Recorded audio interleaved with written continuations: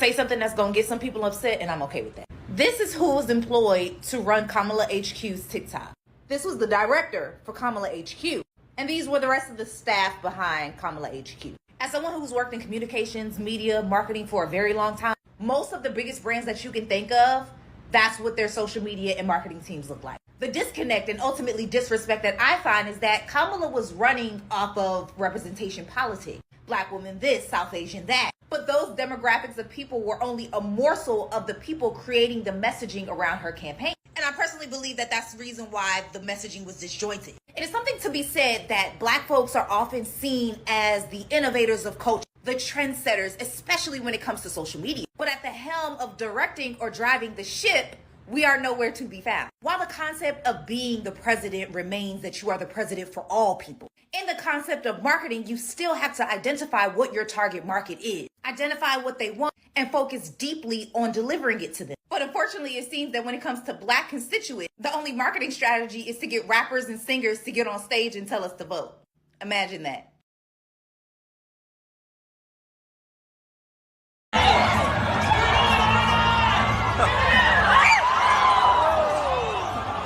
Lead us not into temptation, but deliver us.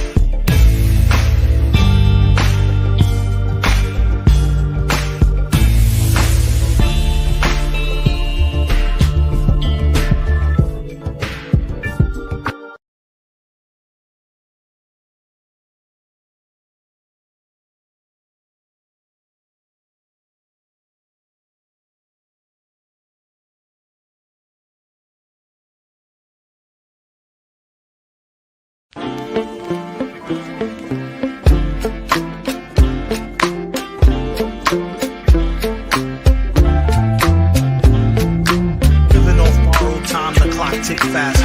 That'll be the hour they knock the slick blaster. Dick dastardly, a Muttley with sick laughter. A gunfight and they come to cut the mix master. And living the true gods. Giving y'all nothing but the lick like two broads. Got more lyrics than the church got ooh lords. And they hold the mic at your attention like two swords.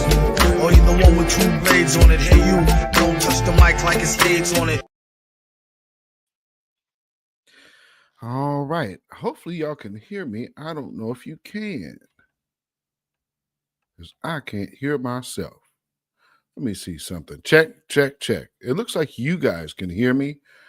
So it looks like we are. If you can hear the sound of my voice, please let me know by putting a 1 in the chat while I try to figure out what is going on my end to where why was that off? Okay. All right. Now I think we're there. Okay. Y'all can hear me. Good. All right. So with that being said, welcome once again to the beatzillapdx official show. I am your host, beatzillapdx officially.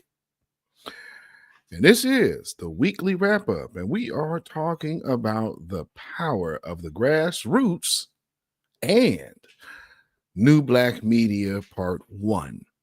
So, as you guys know, I did the broadcast on the power of the grassroots alone, and now we are now talking about the power of the grassroots and New Black Media.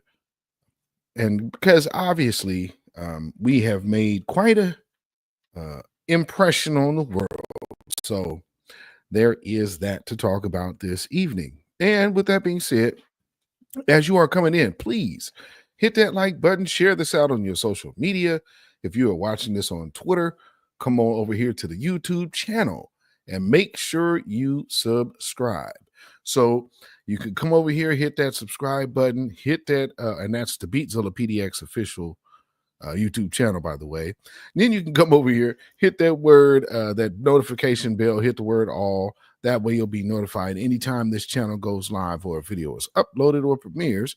And then you can join this channel as the Church of Black Power has also they're not a new member. They've been a member for a minute, but you can become a member just like the Church of Black Power right here.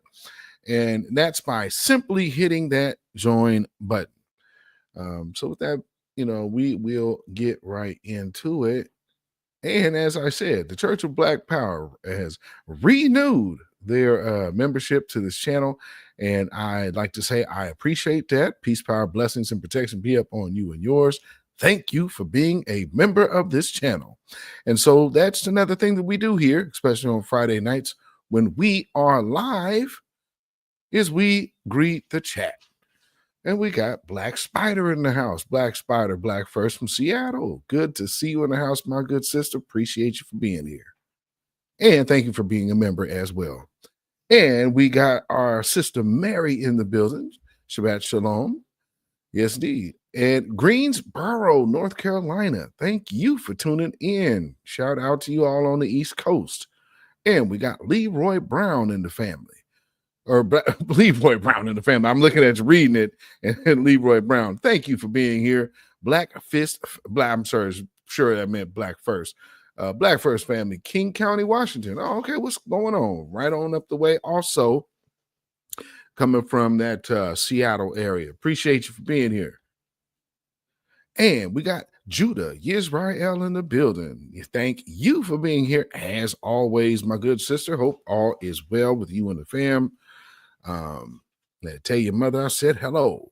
And also, thank you for, of course, being a member. And thank you for being a moderator. And also for the fact that you're an educator. Salute to you, my good sister. And RBJ in the building, Black First from South Carolina. Good to see you in the building. Thank you for being here, my good brother. And we got DSM Sinister in the building. Thank you for being here. And Black First family, just as I suspected, Kamala's team were all white.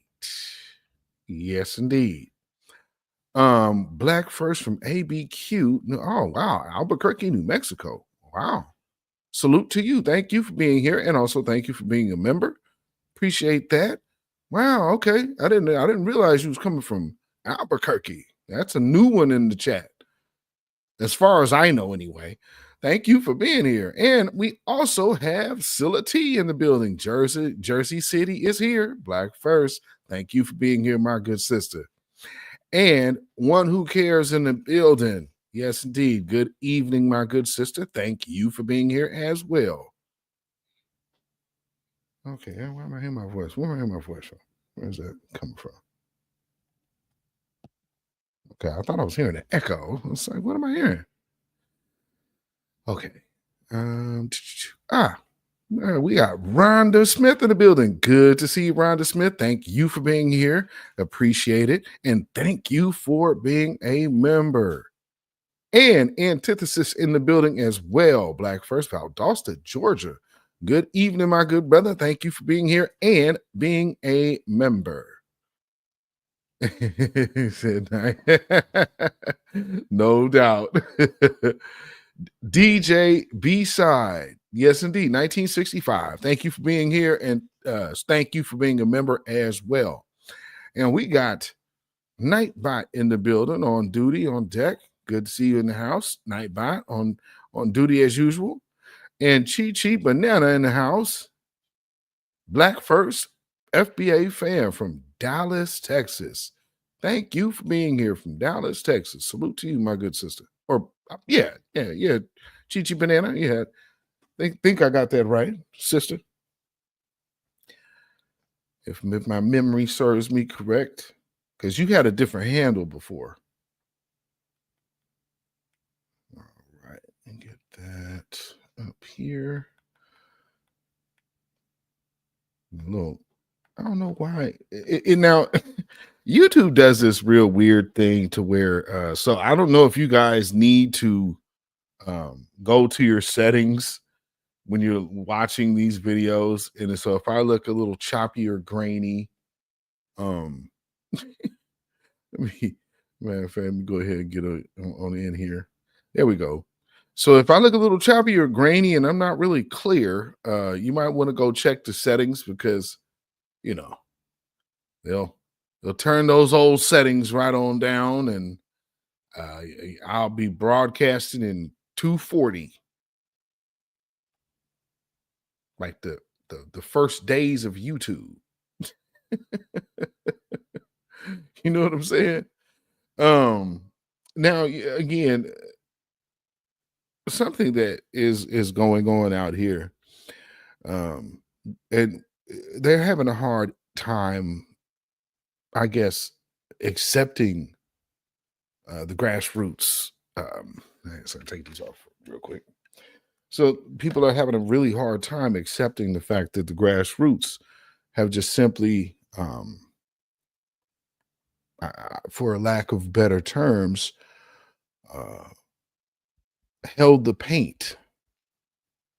And we're seeing a lot of blowback. We see what the mass exodus, they even framed, I didn't even realize they had titled it, but the mass exodus from X.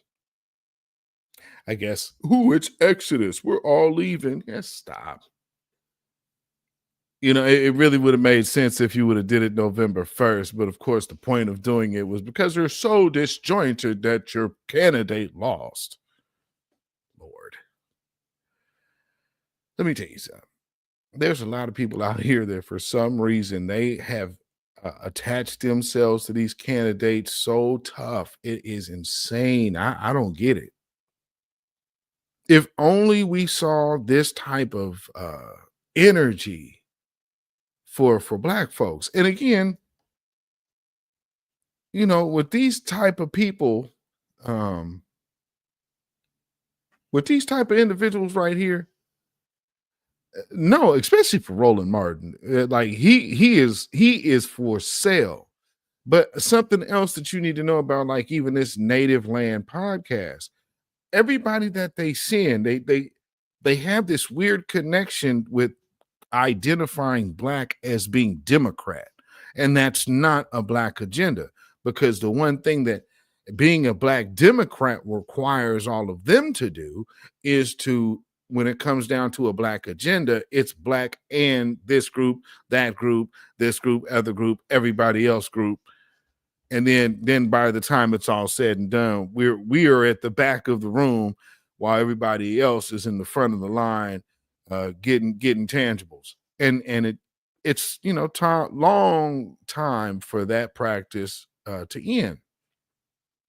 And these people have been responsible. And you should look at these people now as what they are. The people who want to keep you in that state. And so what the grassroots and what new black media has brought to the table is the difference, the truth, bringing the truth to you and letting you disseminate and decipher information on your own, because you're getting it from a trusted source. You're getting it from people to whom you actually can interact with. You're not getting the watered down jargon of these people. And then they'll tell you, keep in mind, everybody on this screen told you that Joe Biden was doing well. So we can start there with the lack of credibility and why none of these people really should be listened to again. And think of all the things that we are involved in, all of the Ukraine stuff, all of the border stuff, all of the Israel stuff. These people go along with status quo, period. None of these people have benefited black society. They say they have because they benefited their party, and by way of their party being the party that black people support so much, overwhelmingly so. And I would have to say, especially with the numbers that Kamala Harris did get for black voters, I would hope those black voters really take a look at themselves. And I don't expect that to happen, but it speaks volumes to say that this group absolutely, what was that? I'm not hearing sounds. My sound is off. It tells you that these people were so gung-ho at their acceptance by them folks that they would do anything.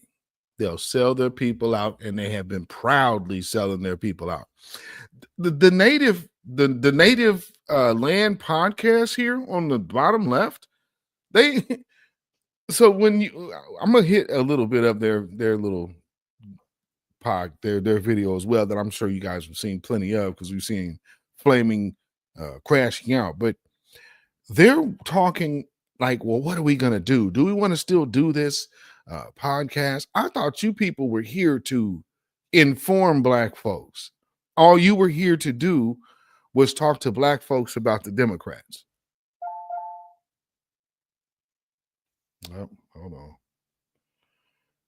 I said a door cam.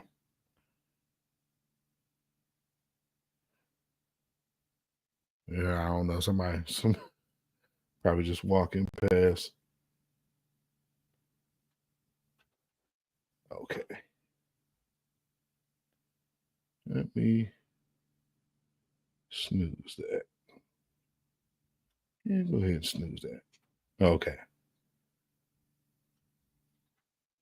I'll turn that notification off.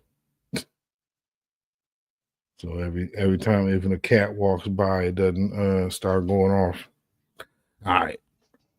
But like I was saying, the Native podcast, Native Land podcast, they don't know if they want to continue even doing it, or what would we talk about? Like, you had nothing else to offer other than what the Democrats are talking about, and these people have lied to you, the public, and all of this time it's all been about forcing the Democrats down your throat. It's so, I mean, this is crazy because it literally says that these people maybe they don't see themselves this way, but by doing this, you were only helping the Democrats. That's not a black agenda, and you're not helping the black community. So to keep coming to black folks, looking at that large number of people who voted for Kamala Harris, that says that a lot of our folks still buy into the hype.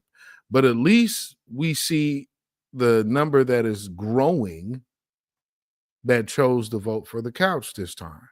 And that is solely because of the grassroots and new black media, period. There's no question about that. Everybody else want to say, oh, well, it's this, it's that. It's really not. It's us and our influence. Because everybody else follows our trend. So if we had not first set the trend, family, do you know when I came up with that No Joe 2024, one of the reasons why I stopped using that hashtag is that the Palestinian people jumped on it and started using it. And so that just kind of took off. So that's why I'm like, okay, well, I'll just let that have its mind of its own. But yeah, when I came up with that, them Palestinians jumped right on that and was like, yep, no Joe. So there's a lot of them Democratic think tanks that they know we influence things, and we can influence things on a dime or a fluke. And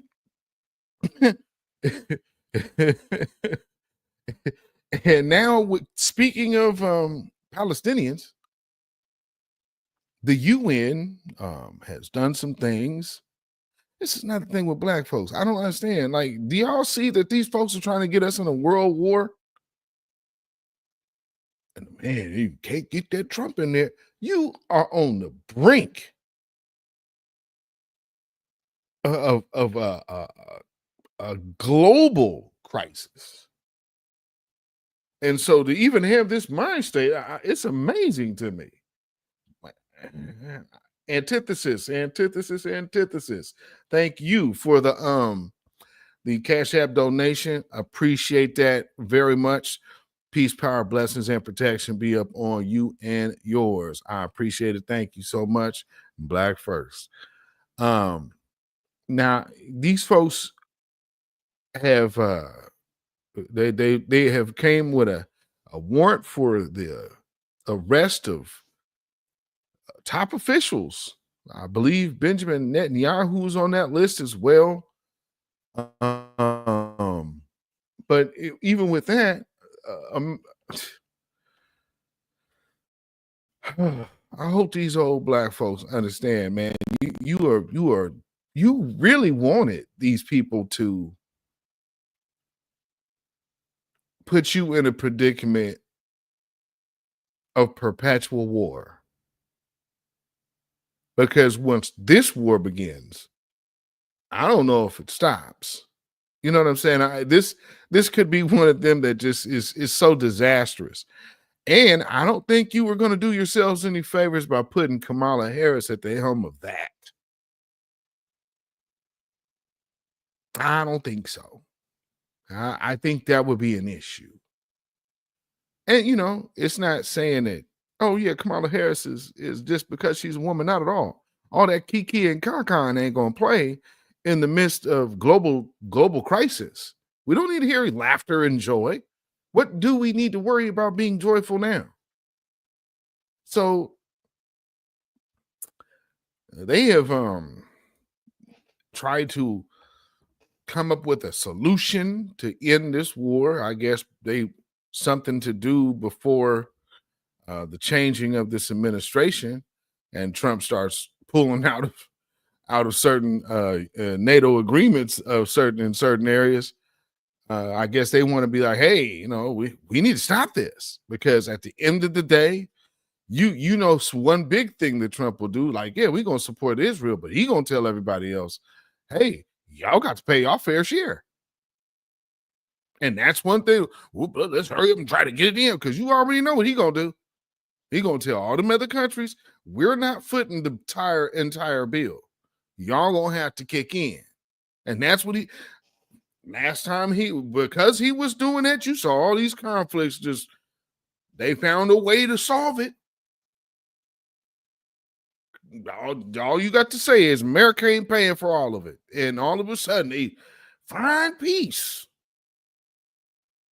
It's amazing how that happens. No perpetual conflicts. Oh no, America ain't paying for it. Man, we gotta have a treaty, man. Man, let's hurry up and get it before this old fart gets out. Let's try to get this guy for all we can. You got Zelensky still trying. He got reporters out there trying to hit up America, talking for more money before this old man get up out of office, man. Are you kidding? Hell no. So at least the UN has sense. And they say, well, hey, here's a solution. Both of y'all, let's call a ceasefire, and both sides release your hostages. So basically call it down the middle, man, and everybody go home. That ain't what they was trying to do. And so what do they do? They use their UN American puppets that they put in place to make sure that they could get all of their evil deeds done with blackface. So you have a black man, black woman right here. They're both raising their hands to veto a ceasefire. Oh no, you can't be doing all that now. Man, no. Come on, man. Ceasefire now. We got to have this war now. You know, you talking crazy. You understand what I'm saying, man? These people are nutsos. But yeah, they will pay one of us to delete one of us just to say it was one of us. Now, and that doesn't necessarily apply to these Palestinians, of course, but look at these people willing to be pawns and being used. And then here they have the International Criminal Court has this is who we're supporting. We want to endlessly fund the people who now have done this on Americans' dime. Statement from President Joe Biden on warrant applications by the International Criminal Court. The ICC prosecutor's application for arrest warrants against Israeli leaders is outrageous. And let me be clear, whatever this prosecutor might imply, there is no equivalence, none, between Israel and Hamas. We will always stand with Israel against threats to its security.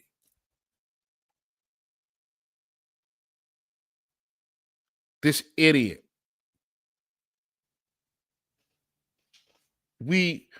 Its security is not vetoing a ceasefire, releasing hostages. What are we talking about? I mean, these people are nuts. And so Shea Pierre,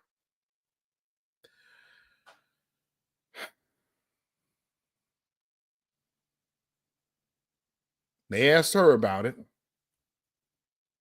and this is what she had to say. We fundamentally reject the court's decision to issue arrest warrants for senior Israel officials. We remain deeply concerned by the prosecutor's rush to seek arrest warrants and the troubling process errors that led to this decision. The United States has been clear that the ICC does not have jurisdiction over this matter. You've heard us say this before. Whatever this prosecutor might imply, there is no evidence, none, between Israel and Hamas. There's just none. In coordination with partners, including Israel, we are discussing certainly those next steps, but that's going to look like, and to your question about sanctions, that's basically kind of just answered it in that last part of what I said. We're in consultation with our partners and also, which include Israel, about our next steps. We fundamentally reject that the ICC has jurisdiction over this situation.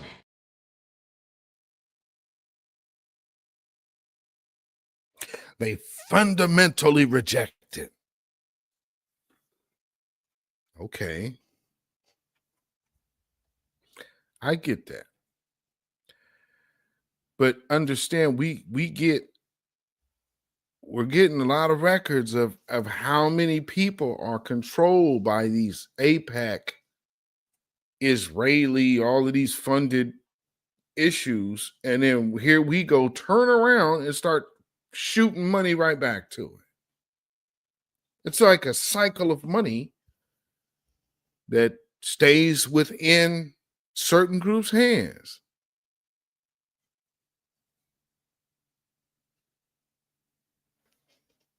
You know, the things that people say don't actually happen, although, you know, a lot of the things are controlled, you know, because if they're not controlled, then what control are people complaining about losing to disinformation?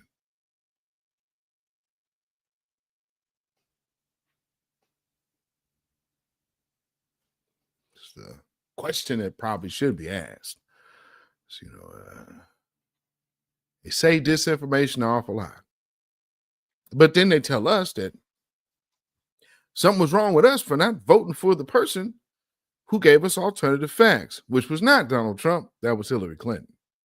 Because Hillary Clinton got caught in a few different lies when she ran. I know people probably don't remember that, but yeah, they're lying Hillary. That there was a reason why they called her lying Hillary. And lying Hillary said, no, there's not. That's not lying. Those are just alternative facts. I almost forgot free speech doesn't take effect until January 25th or January 20, 2025.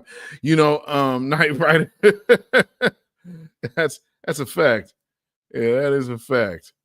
Yes, and thank you for being here on this Friday evening, man. Thank you for being the Night Rider. And Lynette Williams in the building, I see you. Thank you for being here. Montgomery, Alabama in the building. Salute to you, my good sister.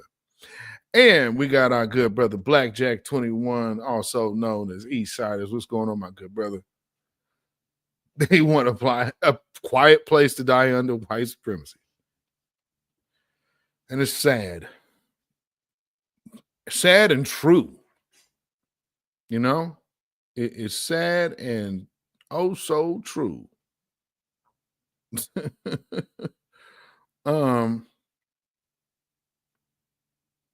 So with this international court thing and this business, I think they have no jurisdiction. This is going to get interesting. And for an administration that is leaving, they are doing an awful lot of meddling in these other conflicts. And what ultimately will be the outcome of that? The next administration will have to deal with these conflicts, while you have a lot of these left, the Democratic defiance, you know, because, and here's the other truth. How much can you really be against your own citizens to now want to defy the law and say, we are going to protect our illegals? We aren't going to let mass deportations go on here. And you want to call in the Coast Guard on citizens? No, they're not citizens. That argument probably should have been taken up when the Coast Guard was being used in the Manhattan subway. That was actually being used on American soil against U.S. citizens. Remember that? Kathy Hochul, Eric Adams, these are Democrats. And they deployed the National Guard in the subway to prevent crime. anybody has been around anything law or police, you know police don't prevent crime.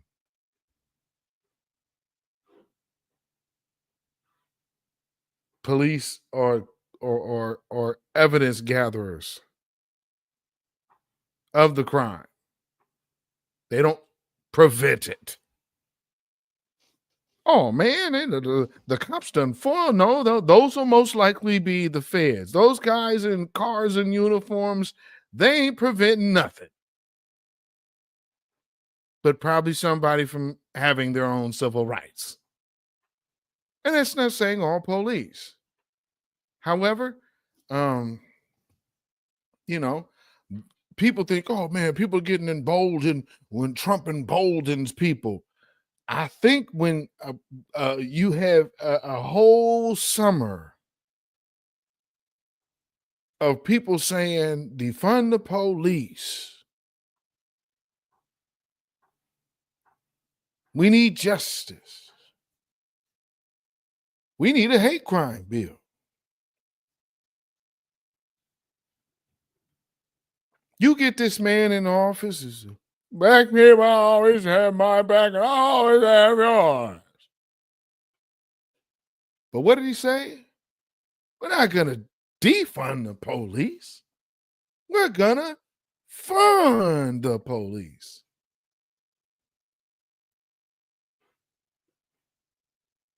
Once again, black folks, the Democrats juiced you to fund their campaigns. For those of you out there who might see this video who has been a staunch Democrat supporter, just know you were bamboozled and you paid for these people to ignore you. For all of those win with black women, for all of the sisters on that Zoom call, ladies, I hope y'all understand. Y'all did all of that just for Kamala Harris to show you how much she don't rock with black folks. And we was telling all y'all that. All that money she shot to all of these other people who's so out of touch, but they supposed to be relating to us. They're relating to us so much that they got you pushing an agenda that Latinos and Jamaicans and Caribbeans have some kind of creation of hip hop in America, which makes no sense. And then they, oh yeah, well, all of these forms of music. And then you got the Africans coming over here. But this actually goes back to the Congo. Get out of here. And the one thing about our music that all the way up from blues and gospel to hip hop, all of those genres are intertwined. So to say, well, this is where we, and the other really crummy line for me is, man, you be crazy to say that there wasn't no Caribbeans and Puerto Ricans around at the time hip hop was created.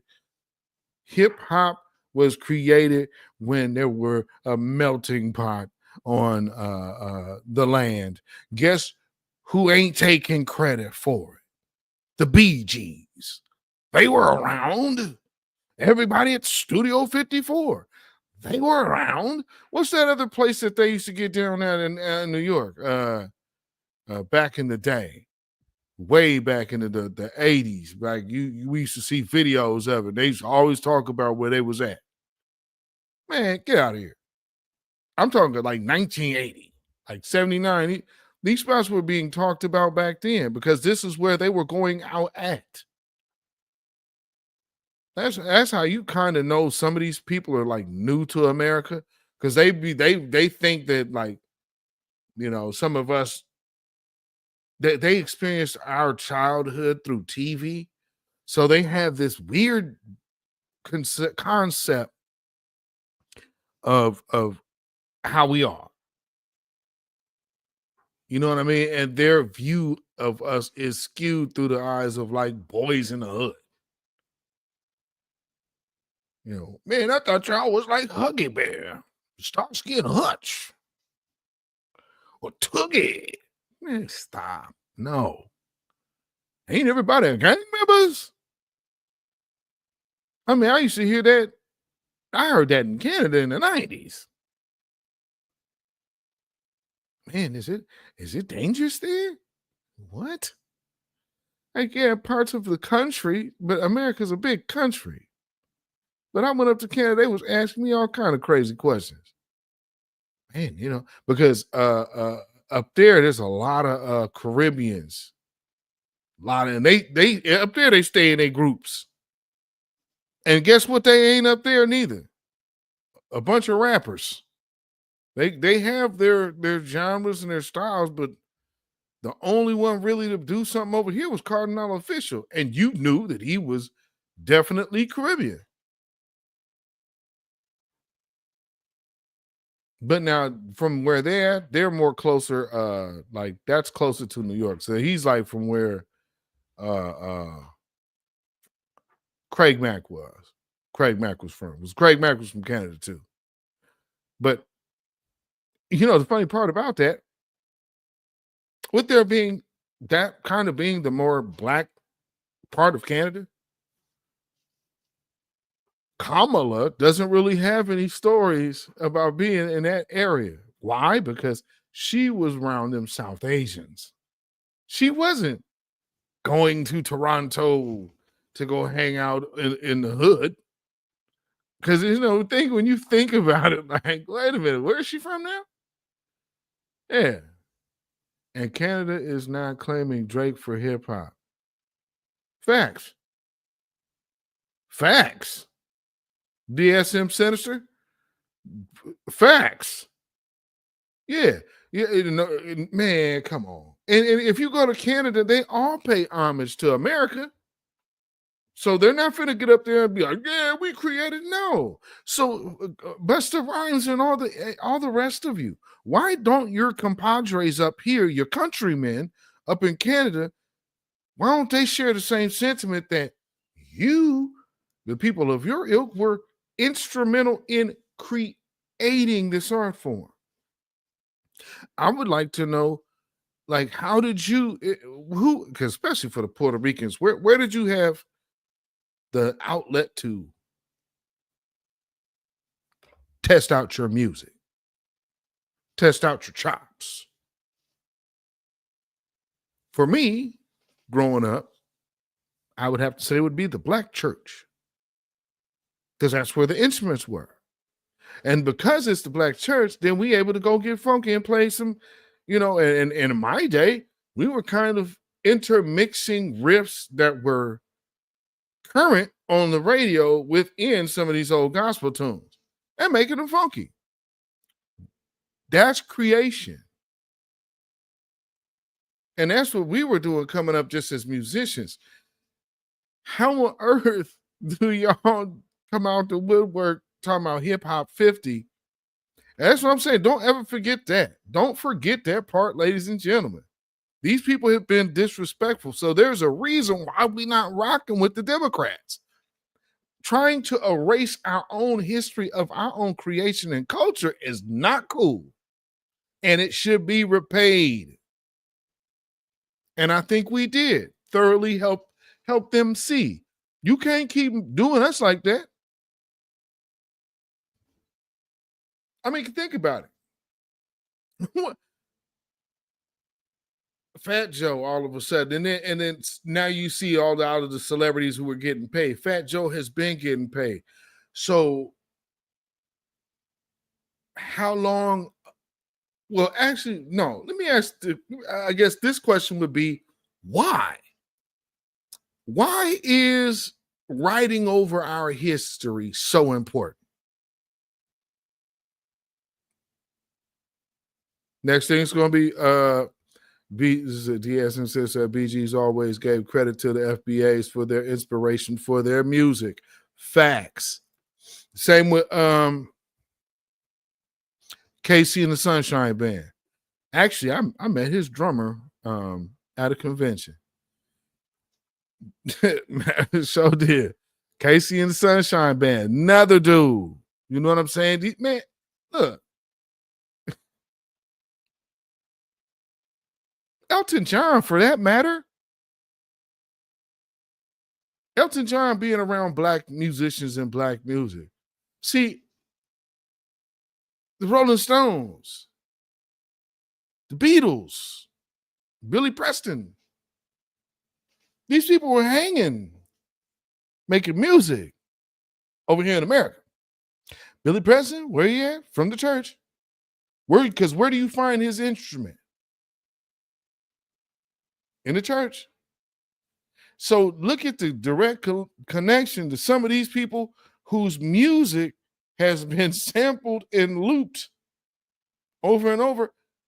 Another cat I had a chance to play with in my career is Bernard Wright. The Who Do You Love? Oh, you for sure. Yeah, that cat. Yeah, I played for him when he did a small little stint in gospel. That's a whole nother story. I need to tell you. I might have said that before this chill. That's a whole other story. Because there was a time when his brother was doing gospel, because that was kind of the avenue and where he felt led to go.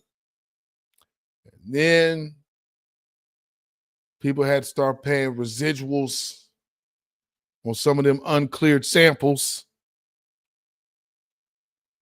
And the gospel career went right out the window. What was that? That was on a movie soundtrack or something, right? That's his production too. Like that's Bernard Wright through. You go look at that record. It's Bernard Wright. Oh, he cashed a few checks. I said, gospel career over. Back in the game, baby. Story for another day, but that just goes to show the cycle of our community. Our old musicians were contributors to the sound of hip hop.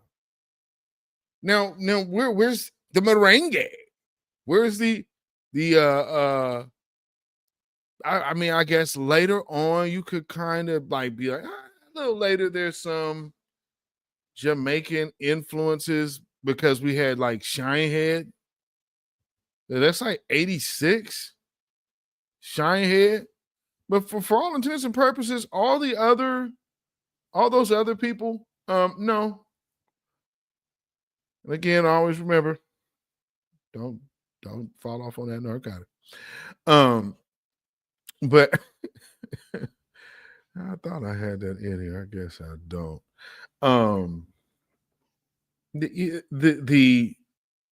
The attack, going back to the attack on all of our creations. Again, they'll never be able to link anything to gospel through hip hop. But again, that's why what do old R&B acts do when the shows and the record sales dry up? Time to cut the gospel record until the wave of the old slow jam tour comes around. Dave Hollister, shout out to you, my good brother. I ain't mad at none of y'all, man. You'll make your money. Go make your money. But again, going back to what I'm saying, I'm gonna have to do. Maybe I need to do a music story show, and just go through that and break down some of those stuff. Maybe see how I could put that together.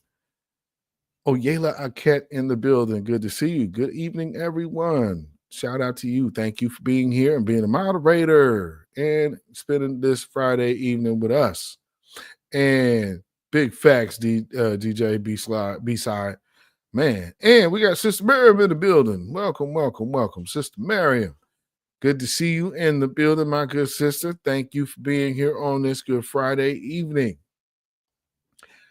And so, let's see where I need to go next. Okay, so going back to the topic, which is the power of the grassroots and the new black media. We have thoroughly demonstrated that we can punish you collectively for attacking our culture. We can collectively shun you if you are disrespectful to our ancestors who put us in this position to even still further our creativity. You know what I'm saying? Whether that be through fashion, dance, art, I'd say the varied arts, the culinary side of the game, which we don't get no love for. Like, think of how long was Black folks the main cooks in America, and you have all of these cooking channels, cooking magazines, cooking media outlet sources, and we're nowhere to be found. It's so bad to where people running around here now believing what people tell them when they say, don't wash your meat. We tell you what your ancestors would tell you. You didn't wash this meat off? Well, that's why everybody's sick. You understand what I'm saying? These folks will tell you don't wash your meat. How the hell a person that don't wash their damn hands gonna tell me not to wash my feet or wash my meat? Somebody has to tell, they have to put signs up for you. You understand how many people, I don't like this, I don't like this. They telling me to wash my hands. Why the hell did they have to tell you to wash your hands in the first place? I mean, that's a well, there's some practices and people keep them close to the vest. But now in this day and age, some of these people are putting it on TikTok. It's a family tradition to sit up here and eat raw meat. Be very careful of how many of these folks get off in your face. I hope also you guys understand people are paid also to sell you ideas, such as one being Pan-Africanism.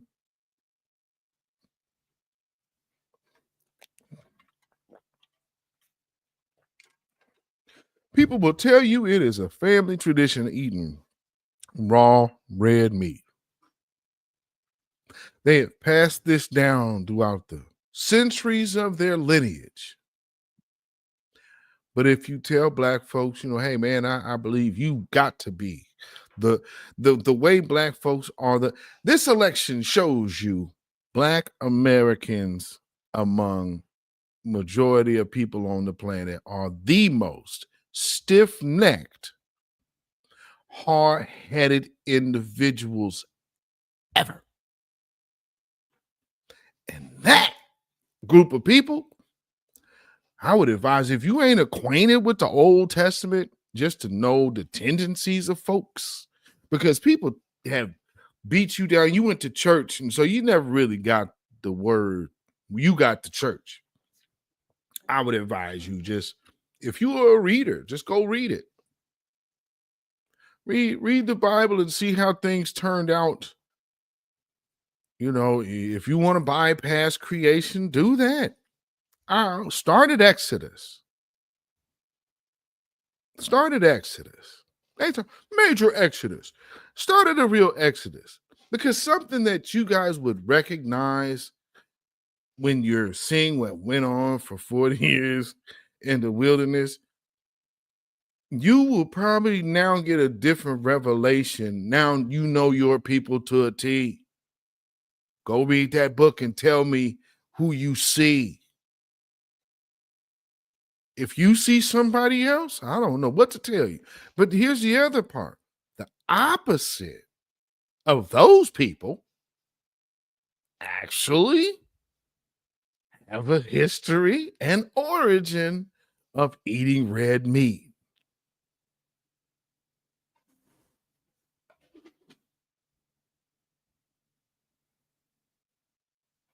Now you get these guys, oh yeah, I'm hot. I get it, man. You don't have to be spiritual. I'm just telling you, go read. Even for, like, let me explain something.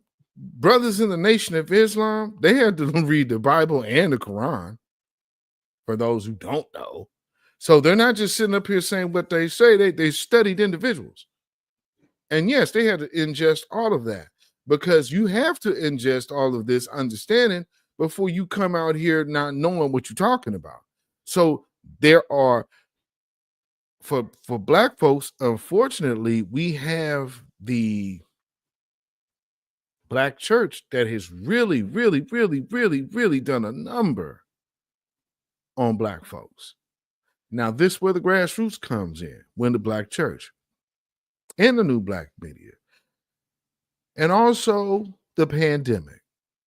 I believe that, because of the pandemic and the churches being shut down, it gave Black folks nowhere to be. So what happened? Black folks started finding other outlets to congregate. You're looking for a congregation.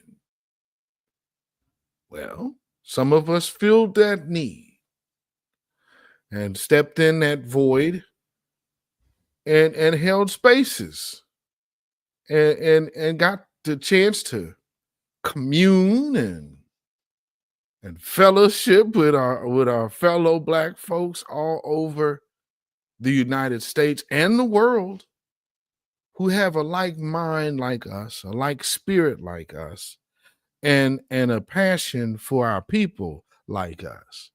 And so it all comes together. So one thing that I will say, that was, the pandemic was a real benefit when it comes down to us, is it allowed us to be around each other in a certain space that hasn't existed before. And we get right away, right at the heart of the matter of our issues. No fluff, no music, no musical interludes, no commercials, just the people. And hearing directly from the people. This is what the people are feeling. This is what the people are saying. This is what some of the people who were still at work were seeing. Other folks that were working from home, strictly solely from home. How many people miss just simply working from home? But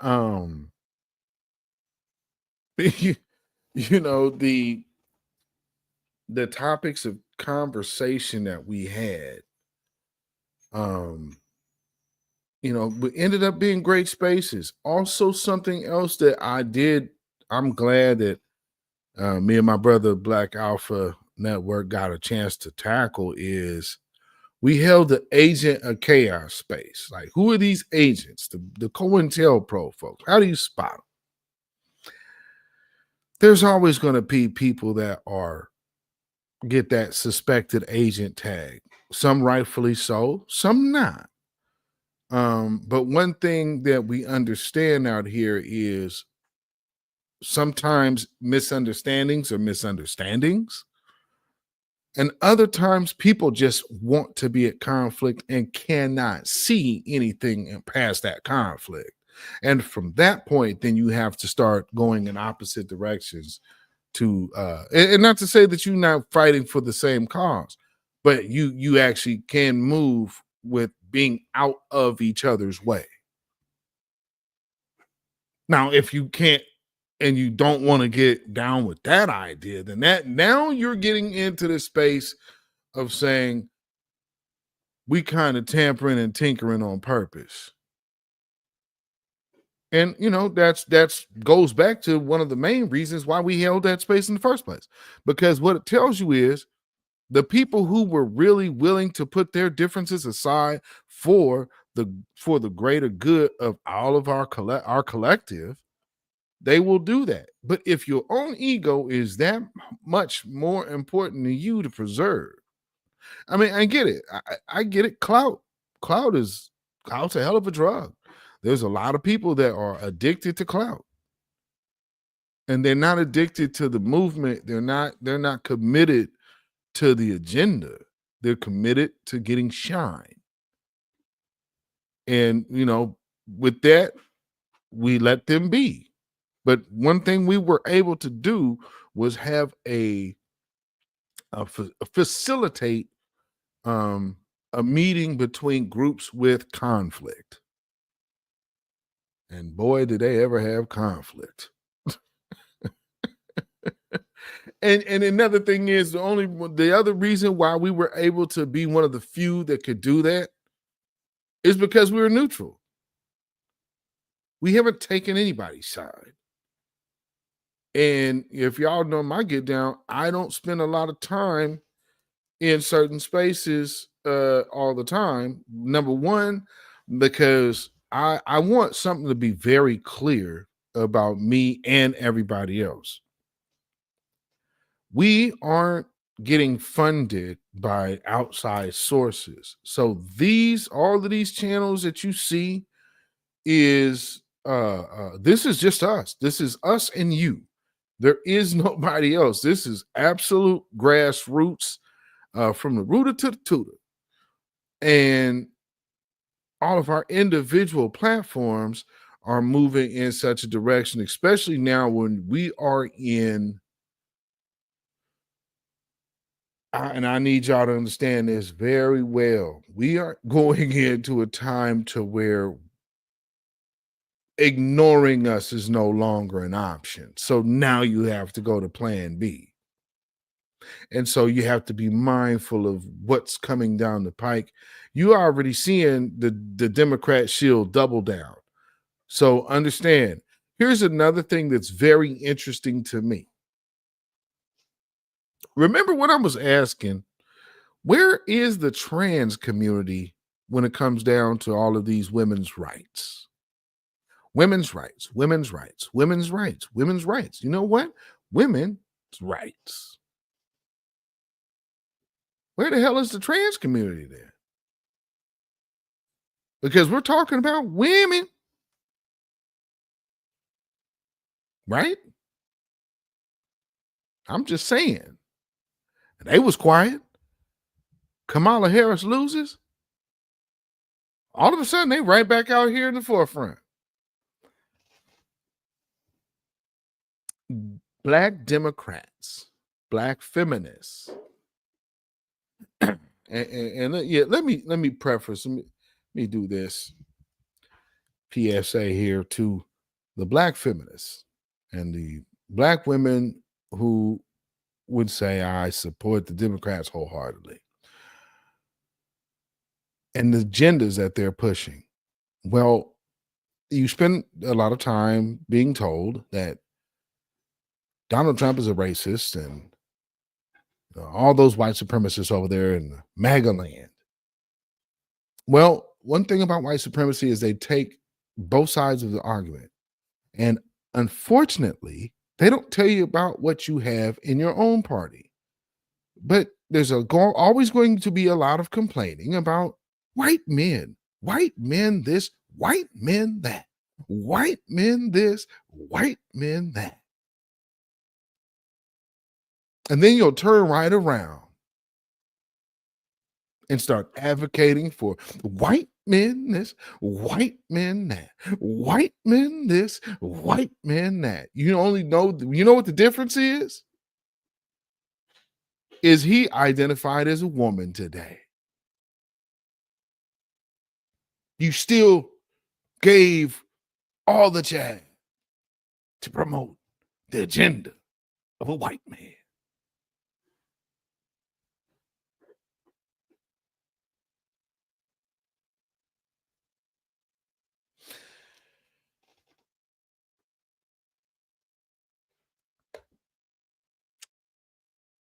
Something to think about.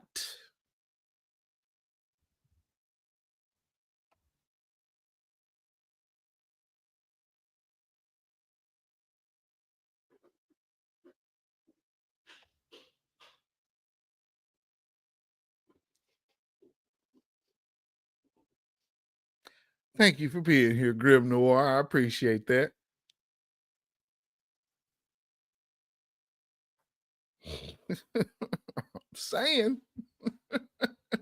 I'm saying, man, y'all, come on now. Come on now. Now, let's see, we're going here. So let me play this first little piece. Actually, now that I got more people in here, let me play the very, very, very first video that we started with. I know most of y'all caught it, and then we're gonna go start rolling through this because boy, I want to hit that native land podcast. Just a few parts that I caught in there. I want to touch on real quick, and we're gonna keep it pushing because I don't have a lot of videos to play for y'all tonight. That's why I ran my mouth for about an hour about what I really wanted to say, because again, this is the power of the grassroots, and this literally is how we did it. Is our collective efforts. 15 million folks stayed themselves home. You and me were part of the 1/3 club this go around. Go figure. I'm going to say something that's going to get some people upset, and I'm okay with that. This is who was employed to run Kamala HQ's TikTok. This was the director for Kamala HQ, and these were the rest of the staff behind Kamala HQ. As someone who's worked in communications, media, marketing for a very long time, most of the biggest brands that you can think of, that's what their social media and marketing teams look like. The disconnect and ultimately disrespect that I find is that Kamala was running off of representation politics. Black woman this, South Asian that. But those demographics of people were only a morsel of the people creating the messaging around her campaign. And I personally believe that that's the reason why the messaging was disjointed. It is something to be said that Black folks are often seen as the innovators of culture, the trendsetters, especially when it comes to social media. But at the helm of directing or driving the ship, we are nowhere to be found. While the concept of being the president remains that you are the president for all people, in the concept of marketing, you still have to identify what your target market is, identify what they want, and focus deeply on delivering it to them. But unfortunately, it seems that when it comes to Black constituents, the only marketing strategy is to get rappers and singers to get on stage and tell us to vote. Imagine that.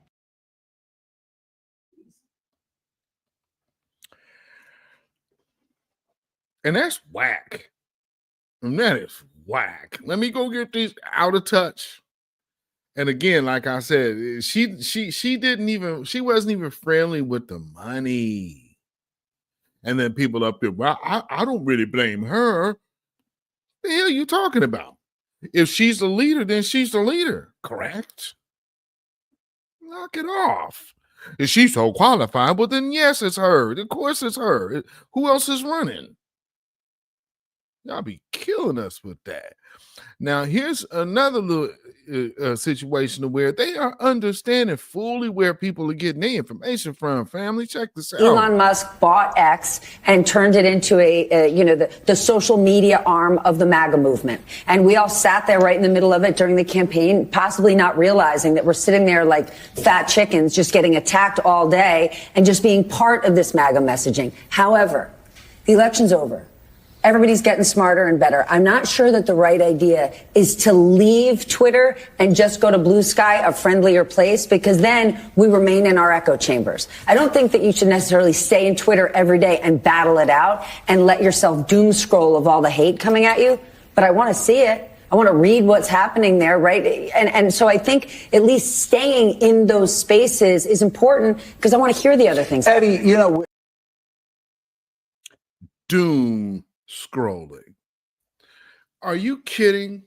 Everyone on this screen told you how much doom and gloom you were headed to. What are you talking about? This is the doom and gloom squad right here. You don't have to go down your timeline. Just turn on these people. Turn on MSNBC. Turn on The View. And you can hear them give you the gloom and the doom and some more doom and then some more gloom.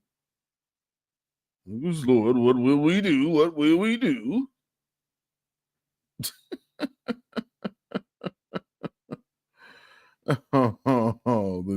The doom and gloom of it all. Oh, God. And they're getting their information from social media. Yeah, of course they are. Because when you get your media from your peers, then, things like that can happen.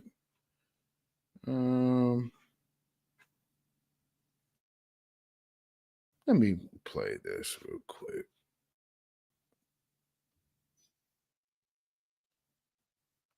Fully alarmed. They have a reason to be alarmed. And if you would vote for that, people may not feel so confident that they're safe with you. This is not crazy. This is legitimate feelings of fear of you and a feeling that you might not be someone they could trust. If this thing goes way south, autocracies go south. Wow. Real fast, and things get ugly, and people get asked to do things and turn people in and point people out and turn on them. And if you're voting affirmatively, gleefully for this, people might, I don't know, may not feel so confident in you anymore. That's real, and you kind of have to live with it.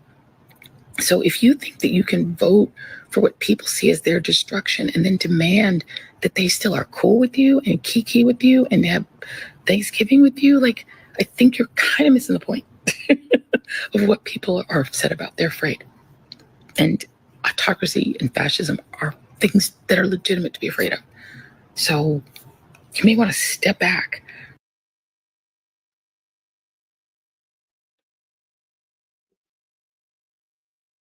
What is the advocacy?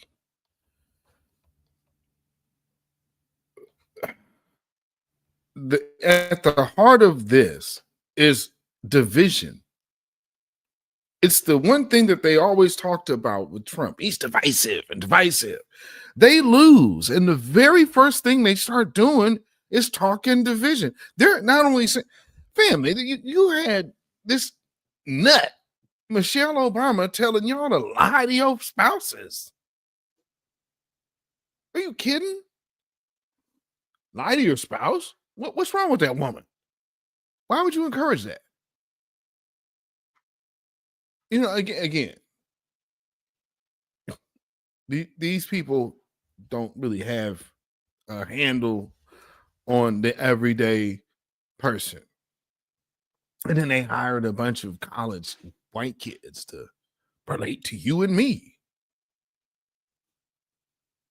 And what's so funny is, I'm assuming these people probably were there as well when it was Joe Biden.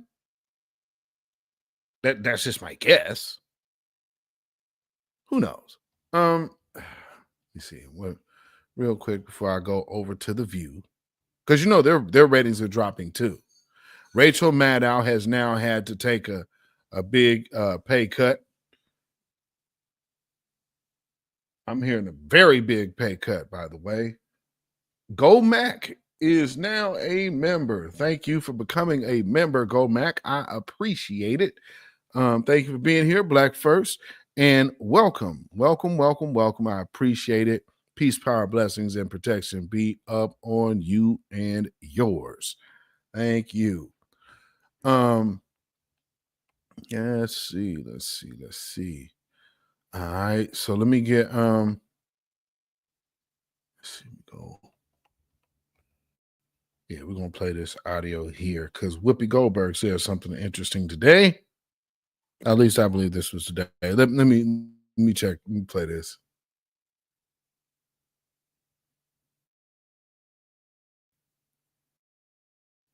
Did you know that nearly 40% of young Americans get skewed towards the right, according to a new Pew report? Pew.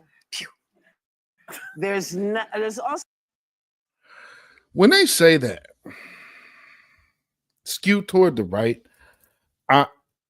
I perceive that skew toward the right means that it's not just simply because you're not pro-Democrat. You're skewed toward the right. So if you're not pro-abortion, if you're not pro-illegals, if you're not willing to throw yourself in the middle of a street in front of a tank to keep illegals from being deported, then you must be right-leaning. You know what I mean? That's kind of how I see it when you're hearing stuff like that. Man, get out of here, Whoopi.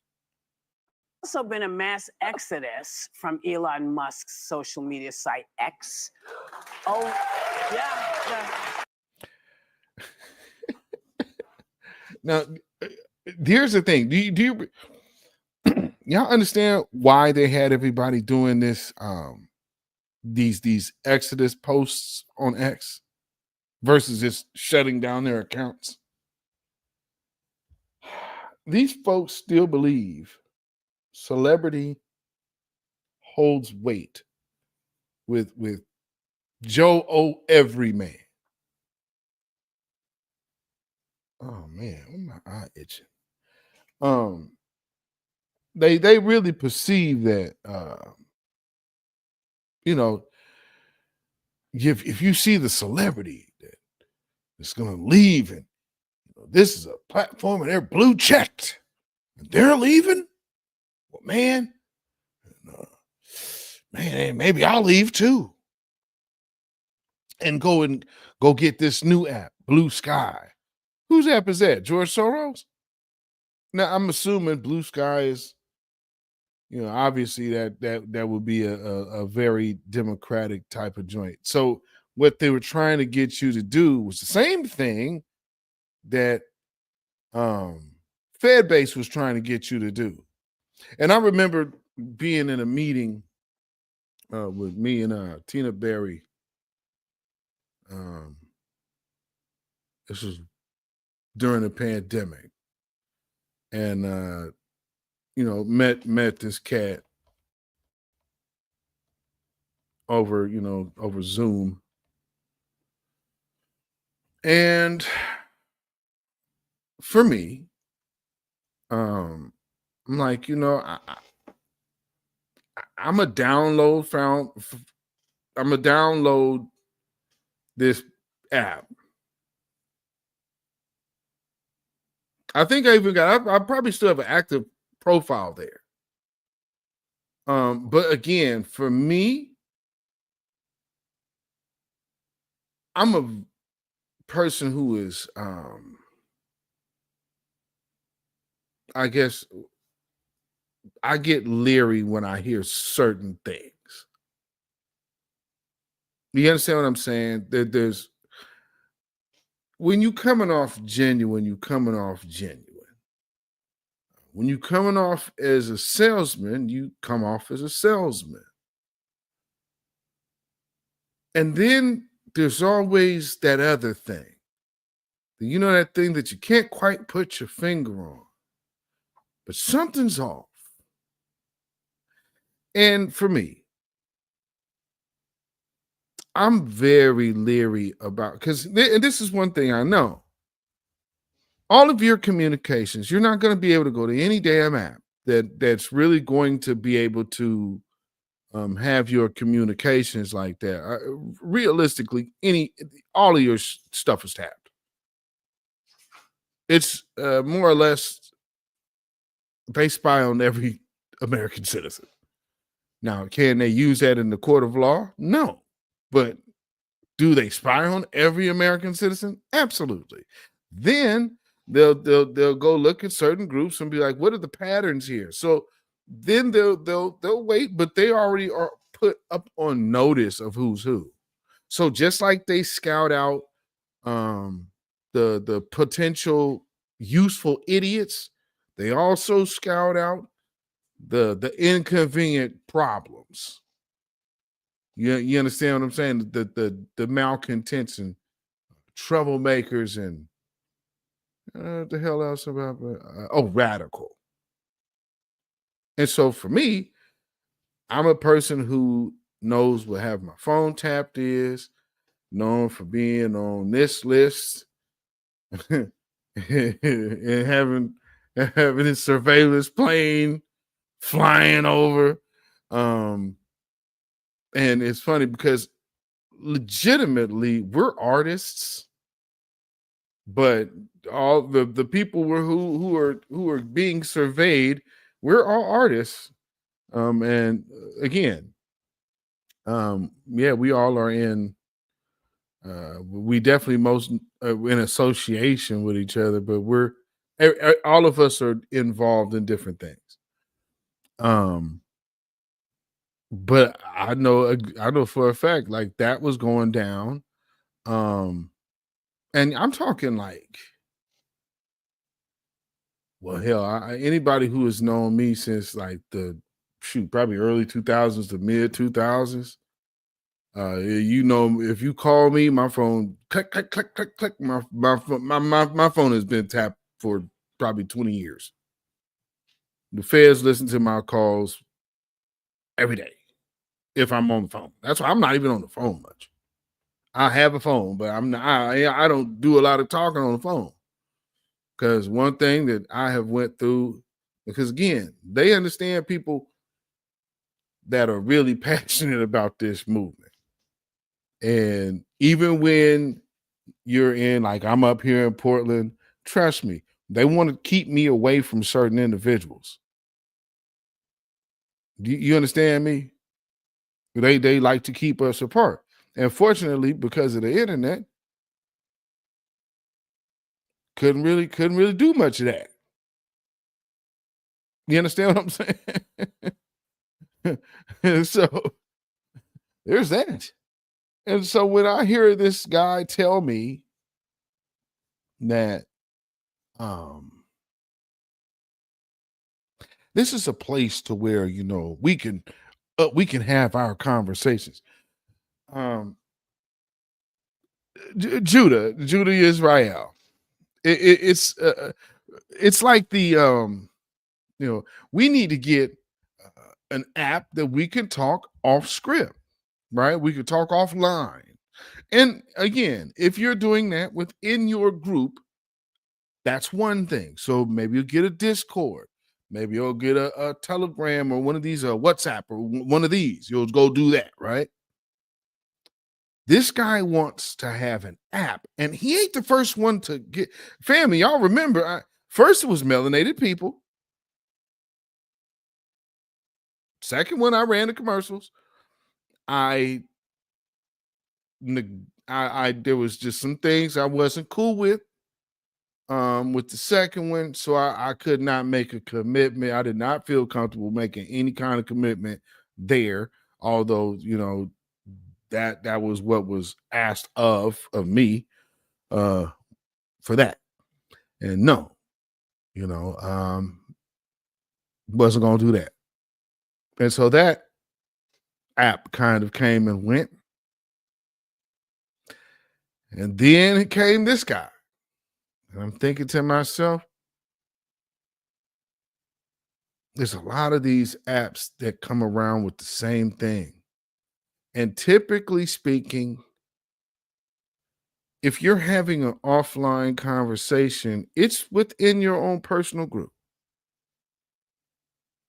Not bringing a damn app and saying, hey, all y'all, come on over here and you can have them conversations on this app. Because, see, this one's for us and this is by us. And since I'm the son of a famous Black entertainer who also, was known to end up falling off on Scientology late in the game, y'all should follow me. And come on over here and get with me because, it's it's an opportunity. And if you guys actually read up on the investment that they have filed, it is rated as a horrible investment, and almost there's so many variables within the investment that you would be making with this guy that it almost guarantees a loss with no return. So they're offering no return on your money. And so you've seen him on Roland Martin's show doing commercials and whatnot. Again, raised the same. When as soon as I saw that, I was like, aha. There it is. Sometimes you just got to wait. Sometimes you just got to wait.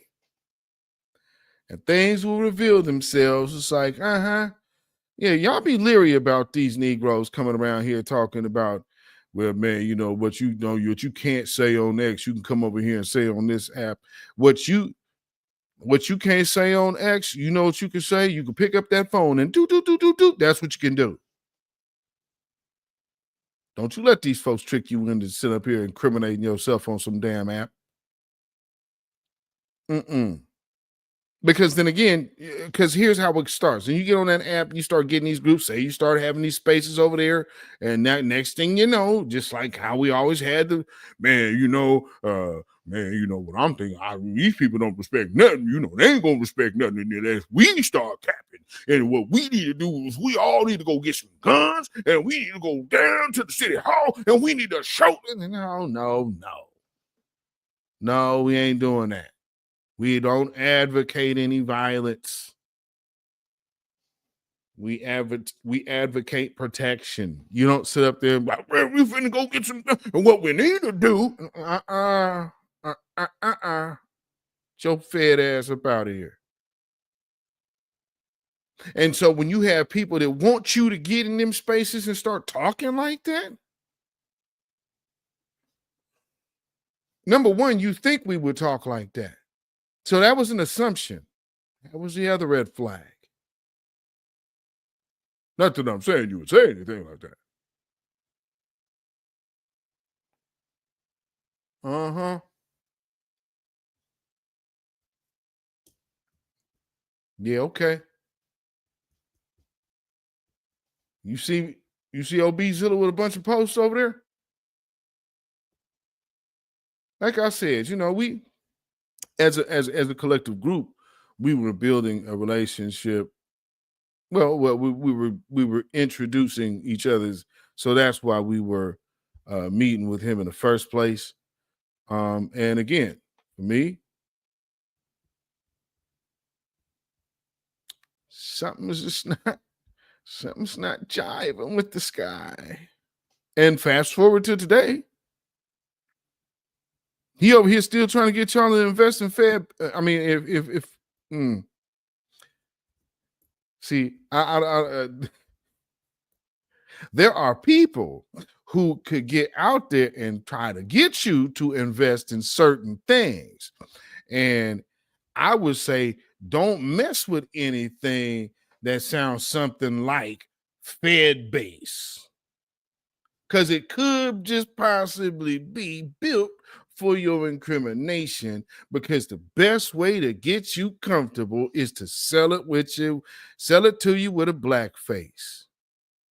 Show you right.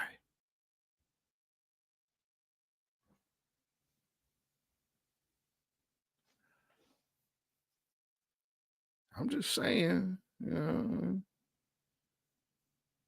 he over here now, another red flag. Who you go after? The lightning post, the lightning rod, Tariq Nasheed. Oh, now he done got himself made into a cartoon. It's like, they did your daddy the same way. You ever seen Chef Returns episode of South Park?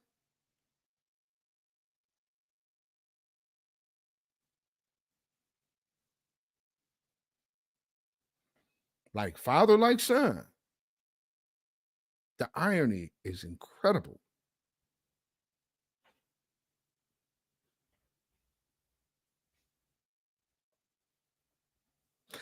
If any of y'all have seen that episode of South Park, if y'all have ever saw South Park's episode where Chef returns, because remember, it was for those who knew, he was the voice of the chef, the father here I'm talking about.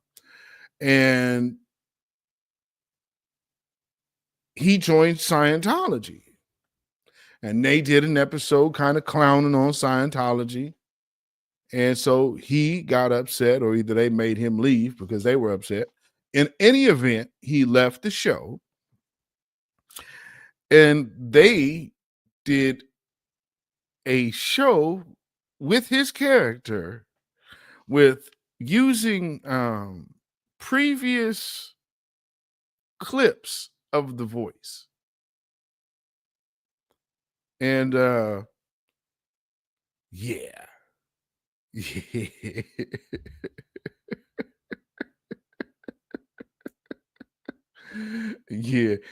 DS said, oh yeah, old man had to quit because the show was because the white guys were getting crazy. It wasn't even that. It was the Scientology. He tried to make it seem, but it was the Scientology. It came out at the end of the day. It was about that Scientology. Because remember, they did the episode about R.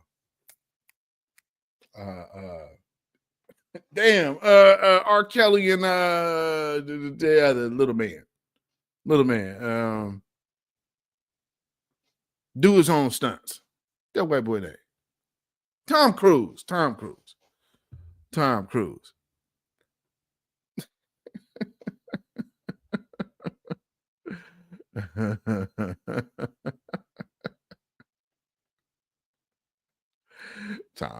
Boy, I don't know. He had an adrenaline junkie or what.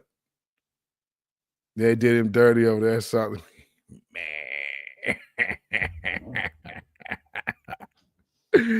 Yeah, so never mess with it. Never mess with petty creatives, man. It could get funky for you. And not to say that, I mean, because at the end of the day, what could Isaac Hayes go do? Go write a diss song against the South Park or something? Like nobody was going to be listening for that. I'm sure, the son probably figured, oh, yeah, man, this is my opportunity. Because, I want everybody to look at me and like see my daddy. And so then you'd be like, ooh, that's a fat truck Turner. That's not Mack truck Turner, that's fat truck Turner. And hey, I'm a large man myself. So, yeah, brother.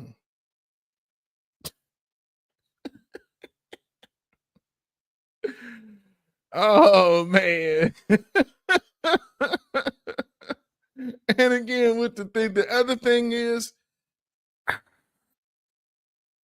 as a man, there's like, we as men, I walk into the presence of another man. I understand this man rocks with women exclusively. I meet this brother. I understand the exact same thing. This brother messes with women exclusively. I met this brother.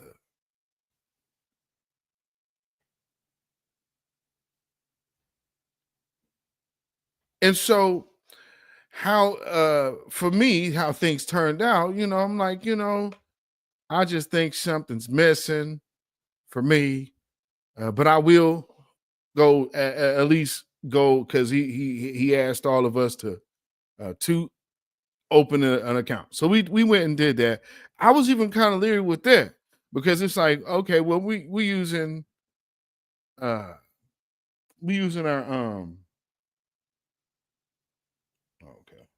we using our emails.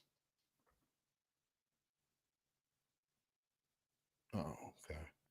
Getting this alert. So I was leery about this dude then. And just to see how things turned out, I'm like, think I was right. So if y'all, I don't know if you guys, I would have to download the app on this new phone and then go delete my profile. Because I probably have profiles on all of these apps. Because, again, at one point I was starting with it. I think after Melanated People's last overhaul, I believe my account has been washed and reset. So I haven't even went in there. I wouldn't know. So if you guys have tried to reach me on Melanated People, don't. If you try to reach me on 6 zeros, don't. And so for anybody else that comes to me and say, hey, man, I'm making this app, please don't come to me and ask me to promote something that I haven't already tested.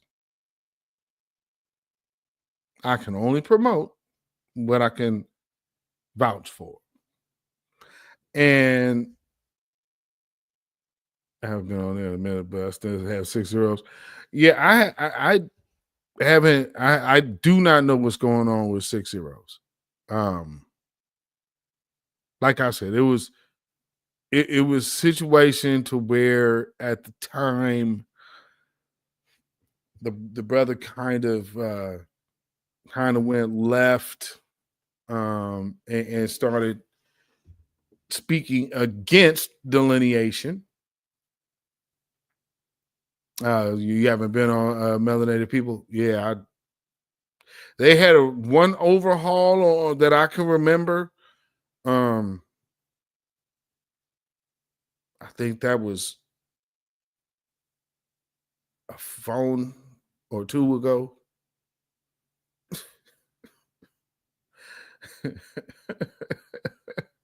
Because I had to get away from that Motorola thing. That thing was about to explode in my pocket.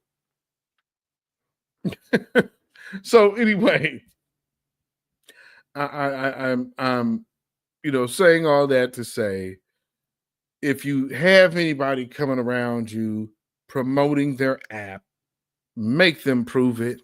Make them prove their app. Because these people keep coming around and be like, oh, this is black owned. I see you're a black face on it, but go look at the people who's with the team.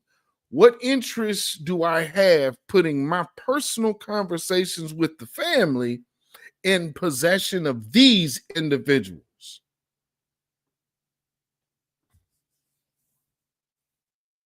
So, needless to say, let's hear what the View keeps having to say, because again, everybody now wants to censor X and this mass exodus. It's all about trying to get y'all to go over into their brainwashing app and their brainwashing facility, either Fed base or this blue sky thing. So for black folks, we want you to go over to Fed base, and if that don't work, then go over here to blue sky. But we're going to run these Fed base ads over here on Roland Martin.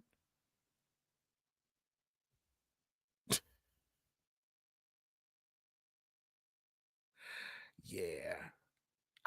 And using the election to do it, and then black folks, this is what's going to happen to you if you don't vote for Kamala Harris. Stupid.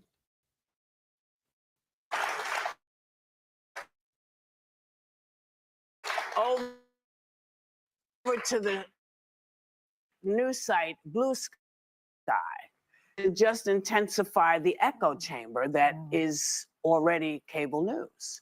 Well, I'd like to do a little PSA that just because you saw it on one of these social media sites does not make it true. Right. So circulating posts and then having people say, is that real? Like when you see something, you have to source it. You have to check and then check again. And it doesn't matter who sent it to you or who you're looking at and thinking, oh, this person's right. A lot of the time we've got AI, we've got a massive misinformation and disinformation campaign. It is the #1 near-term fear of the Global Economic Forum. People want us divided, and they aren't just here in this country. They're foreign adversaries who are infiltrating our social media because it is prudent for us to stay that way. But so when you foreign adversaries, because black folks couldn't have created a space. No, it's foreign adversaries. That's what kept 15 million folks home. I don't think so. I beg to differ. No, I could say that was the power of the grassroots and new black media. That's what you can say that is. you see something that really pisses you off, you should triple check that one. Yeah. But I think that's why people like our show, because they know that we are checked by ABC News. But we're checked by everybody. Yeah, I mean, we're checked by ABC News. The same ABC that had a debate using their moderators against one of the candidates, that ABC, or the same ABC that actually had the first opening dialogue with Trump at the NABJ. You kidding? What is that? Hold on, man.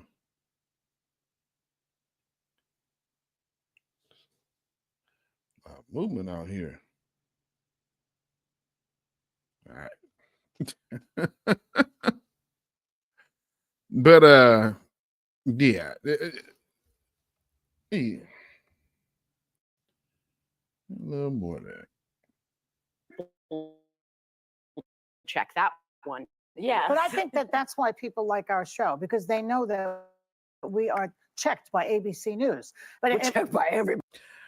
Again, that what was that? What's that woman's name? At the NABJ, that when they interviewed Trump, she came out so doggone hostile it wasn't funny. And then when Kamala Harris goes and has the interview with the other dudes and the sister, the lady, the young lady is kind of, just trying to get a straight answer out of her. And she's just going to walk off from them. No interaction with the crowd whatsoever.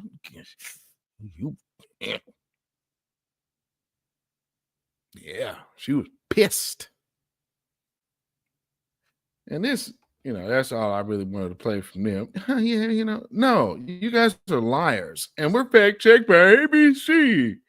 And this and that. So again, they keep going like their facts are just ironclad. They are not. They are not. Let me see. Where else do I want to go? A little more of The View. That's what we need to hear. Let's hear this. Now, this is about, and so let me set this one up here. If it is okay. So you understand this whole big to-do about this Delaware politician that got that NABJ moderator works for ABC, right? But the Delaware official, the trans one that just got elected, they're wanting to use the women's bathroom on Capitol Hill, and there's a big stink about it from Nancy Mace. Came up with a bill just about this person, which, whatever. However, I think it people are, oh, it's about clout. Is it? Because I think what's your issue isn't with her more than her bringing up the problem with the issue itself. So is she clout chasing, or is she trying to use that as getting attention to a problem? Fair question. But let's hear what they gonna say. And Hakeem Jeffries, Frankenstein, he was on The View, and Sonny Hostin's about to do something to him that when I see stuff like this, you didn't have to put that brother in that position. But check this out. That I'm still struggling with, and I'd love to hear your thoughts on, is how did a convicted felon resonate more with Americans than a hyper-qualified woman of color? Do you think... Oh, wait, this is the wrong one. So wait, so I'm going to play that other clip here in a second. But okay, hyper-qualified? Kamala Harris was not hyper-qualified. She's so hyper-qualified that in 3 months she spent over $1 billion and is in $20 million debt. And DNC employees are getting fired with no severance. Just today you're out of work. And it's a whole debacle over there. What are you talking about? But let's hear it. That racism and misogyny played any part in this election? Wow. Well, listen, I think that Vice President Harris was eminently qualified. Mm-hmm. And I supported her with everything that I had. And I think so many Americans did. It was a close election at the end of the day. Didn't break in her direction. I think we all are going to unpack as part of our after action analysis. How did this happen? Yeah. Where did we fall short? I do think that the emerging lesson, separate and apart from reasons may be connected to race and misogyny, is that the economy was the dominant theme for a lot of folks, particularly when you consider that in many communities of color, there was movement away from the Democratic candidate and toward the former president. But I think we have to unpack it all. And it's understandable that there's great disappointment amongst a lot of people. You know, she represented tremendous hope for a new day in the United States of America. Why would we need hope? And maybe that's the problem. She only represented hope. She don't represent tangibles, because what she does represent is a border crisis. She represents 20 million illegals being here. She represents all of these lost children that have been trafficked over the border. She here. She's right there for it. So what is she qualified to actually do? Create a problem and not fix it.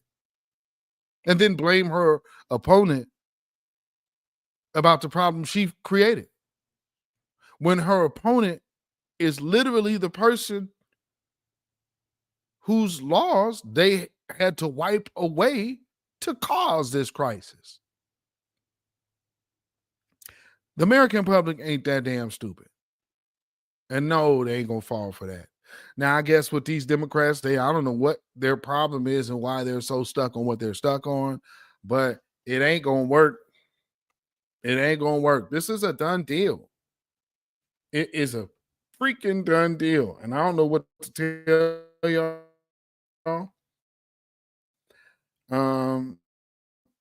And I think, let's see. Let me see here. No. Maybe this is it. Let me see if this is what I want. Bear with me 1 second. Flipping her the middle finger, because she is the one person in the House that this will affect. It's for House and their staff. One person. And this woman that sat at our table was one of the most decent, amazing politicians I've ever seen. Her messaging was resounded across the boards. And as she herself said, I am not here as the first I'm not here on a cause. I'm here as a person with ideas. And that was the point here. And what I'd be more scared of if I were there is going into the bathroom with Marjorie Taylor Greene, because she started a fight with Nancy Mace. Lauren Boebert. Boebert. I always get all of them confused. But also remember Matt Gaetz. We were just talking about him. He started an almost brawl on camera, and Kevin McCarthy, like, where's our, what we do in church? Like, let's add, we're at work right now. They are beating the crap out of each other, and they're worried about this amazing human being making a difference in DC. She probably wants a job with Trump. Well, she didn't listen to the voters who are. Joy Behar is gone. Oh, the power I want Trump. Everything is Trump. Why do you want Trump so bad? I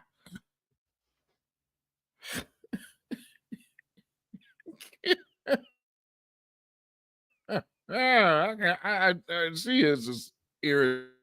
I'm old and I'm crotchety. I don't even know why they have me on TV still. I'm Joy Behar. I was funny 50 years ago. I often wonder, because it's, when you look, transgender Americans, less than 1% of American adults identify as transgender. And when you add in youth who identify as transgender, that number comes to just about 1.4.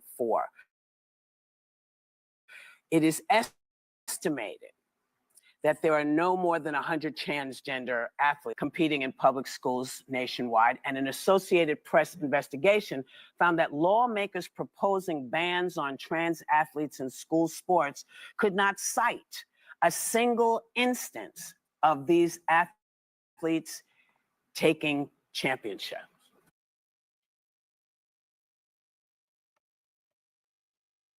Then where have you been, Whoopi? Yeah, y'all can't play like would you have your head in the sand while all of these other female athletes were getting awards and stuff and getting medals? What are you talking about? What are you talking about? Oh, there's been no evidence. Here, let me read this. Oh, well, this is what they said. Our lion eyes must just be a lion. So I'm gonna read this story here because what's on the paper must be true. Get out of here. Oh, Lord. So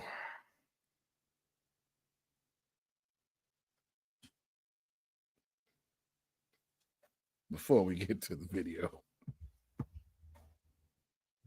Actually, you know what? I'm gonna play that at the end because the last two videos I want to play.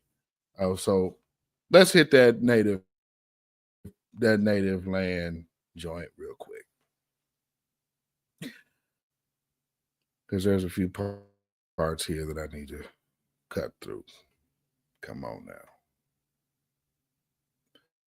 Well, I mean, you talking about the queen of the unhinged. It's been quite a few days. And the fact that I was bawling my eyes out. Listen, guys. So curious what we're going to talk about today. Angela, I'll kick it off with you. I want to talk about the stage of grief that we might all be at. I'm sure they're different. And I also want to talk about the incoming appointments from the Trump administration. Lots to be said. So first off, welcome home, everybody. And speaking of stages of grief, I got my all black and Tiffany just for you button directly to stages of grief. That framing right there in itself is off. That is off. That is off as hell. What do you have stages of grief for over a politician, man? What? Come on, man. To the top. I want to talk about what I think is in line with everything you guys are saying. What do we do now? What is the action of iHeart? Okay, so let me skip to this real quick. Bear with me, family, so I can find where I need to go. See, they get down over here, though. All right, let's hear from Angela Rye. Before the break, that's not normal. And one of the frustrations that I'm hearing percolate quite a bit is if the Democratic candidate and the campaign hedged its bets on Donald Trump being a fascist, why is it that after he's won the election, he's no longer being treated as a fascist? Because it was just a talking point and nobody really believes that.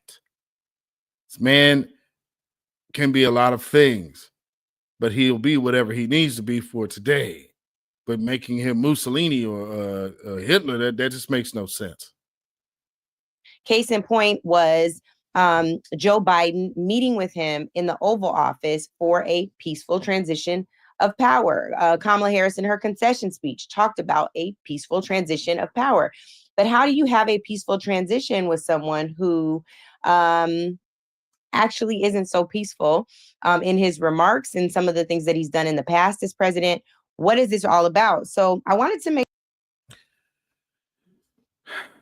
It's called being an adult, and it's called losing with grace. The office that you hold comes with certain protocol. And so there will be ways that you're supposed to govern yourself in that position. And what they want you to say or look at is, well, because you don't like him, let's buck tradition. That's ridiculous and silly. Make sure that I was factually accurate. There is some law for this. The Presidential Transition Act of 1963 ensures that there is some transitional things that happen. Most of it come from an entity called the GSA, the General Services Agency in the federal government, and actually don't have much to do with the pageantry that happens in the Oval Office. Now, they say that an incumbent president has 3 responsibilities. 1 is the law, 2 is precedent, and 3 is goodwill. But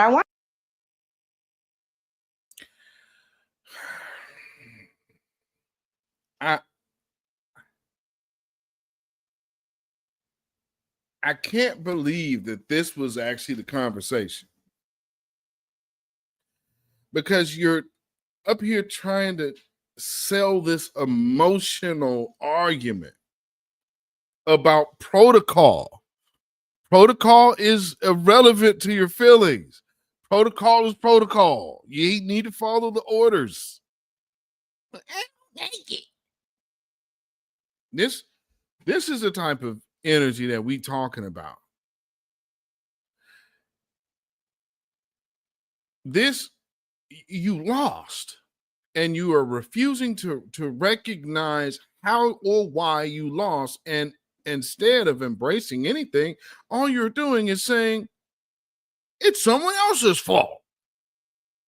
You should have been just doing what we need you to do. And if you just get along with, man, what you, matter of fact, you know what?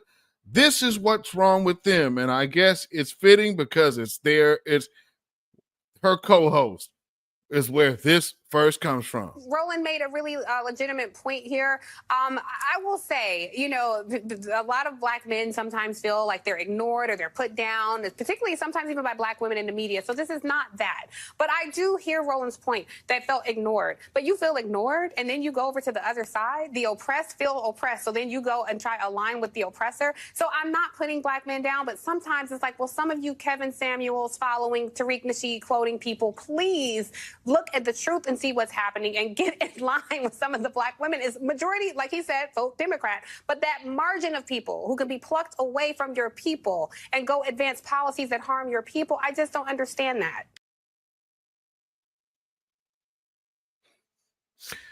So here I forwarded a little further. As you see, the energy in this woman is turning up. I wanted to talk about why I don't accept that, well, that's the way it's done, and now it's time to, you know, to sing Kumbaya. Not that you're saying that, but even the whole, like, imagery to the globe of, yes, we've accepted this and we're turning the keys over to this man. Elon Musk is one of the wealthiest men in the globe. He, this is the talk of insurrection. It's one of my biggest problems with feminism. And me being out here in Portland, Oregon, which is like one of the havens of feminism. And so this place, if you really, you know, have, and like I did, I told you, my mother was part of the radical women back in the 90s. How you guys got your gay marriage bill out here and got it put into federal law. That came from the think tank here that my mother was part of. And so understanding the nature of the agenda that they've been trying to put forth, I see the product of their agenda, and the Angela Rise and the Tiffany Crosses, they have fully engulfed themselves in this system. And that's all it is, because they're just a radical wing of the Democrats. And they are fully engulfed and invested. And that's why you see them, I don't accept this. Right. Because you have fully made it a religion. And the one thing about white feminists is they are full of bad ideas. Why can they be full of bad ideas? Because white women don't face consequences like that. So you never should be putting yourself in their position. There is no ally for black women among white women based on gender. That's a figment of the imagination. And unfortunately, too many of our folks, that's why you see all these women out here now, white women, ain't never gonna come to your rescue or nothing like that. I'm looking at all of them saying, what the hell was wrong with you in the first place? You mean to tell me all of this time you've been the weak link? If you were doing all of them away games, thinking that you were helping your community by getting with white women over your vagina, I don't know how the hell that helps your community. You damn sure ain't doing nothing for your sons, because at the same time, their little daughters will grow up and some of them might have a little fun with Jamal and go delete a little Jamal baby, or be somewhere where they have to lie and say Jamal took it. You know? I mean, let's be clear. One of the main reasons why these people need to have all of these, they use this as birth control, which again, how you even got Roe v. Wade is based on this drug addict wanting to use abortion as birth control. Never had anything to do with her other than her situation. And, you know, people will play with whatever story that was. But at the end of the day, you do know she lied.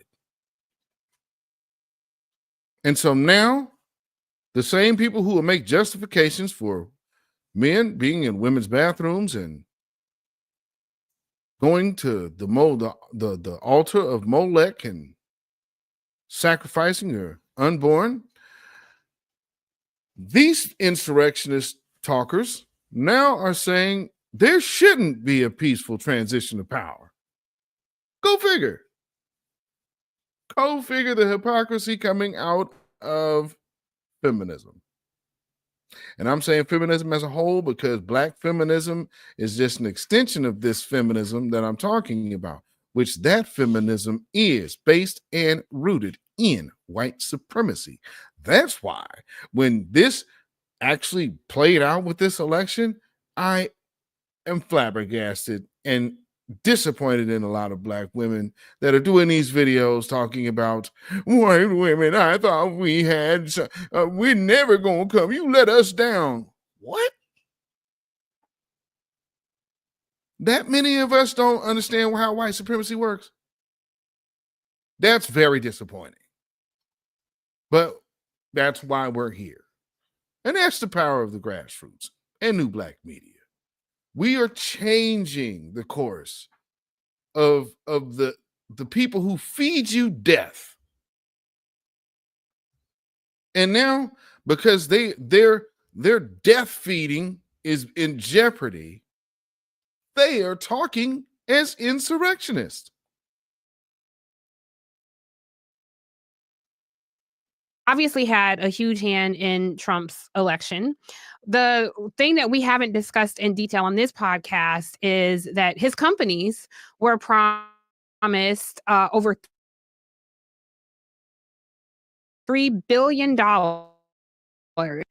in contracts across 17 government agencies. This Are you really going down that road? Okay. We now know that the Hunter laptop story is actually true, and we actually had law enforcement and these people coming out telling us that it wasn't. It was misinformation and false information. And then come to find out, oh no, it's actually true. And everything that you heard was actually factual.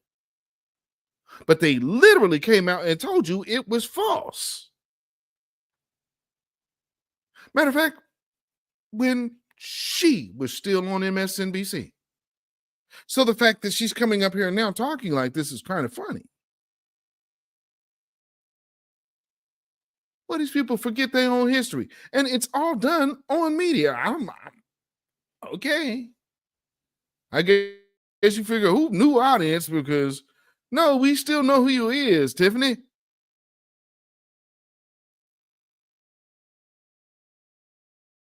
he will essentially be tapped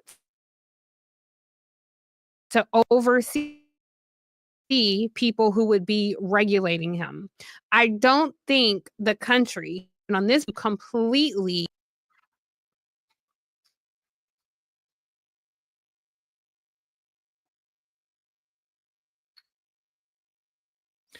if you don't understand how these people absolutely are working against Black empowerment every day in their career. Everything, democratic norms, what the hell does that mean, Tiffany Cross? What does that have to do? Here, you guys have this Native Land podcast to talk to Black America, to tell us about what? About how sad you are this woman lost. All of Black America ain't fooling with her. So what about us? Y'all up here like somebody that killed your dog. I mean, we gotta understand, man. It's all bad. Jeez. I don't want to hear no more. We know where she's going with this. The fashion. I want to hear more of Angela Rise crash out a couple times on this. So yeah, okay. I forget so.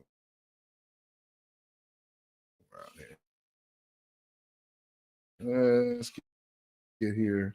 Look at her face, boys. She's juiced. Didn't part of what you're saying suggests this is a man. The media has normalized it. Okay, let's go back. Okay, that's it.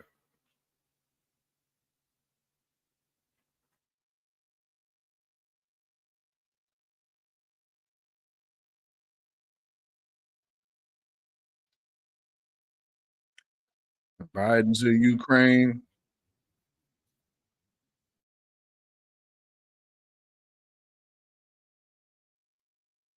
Shout out Jim Clyburn's daughter.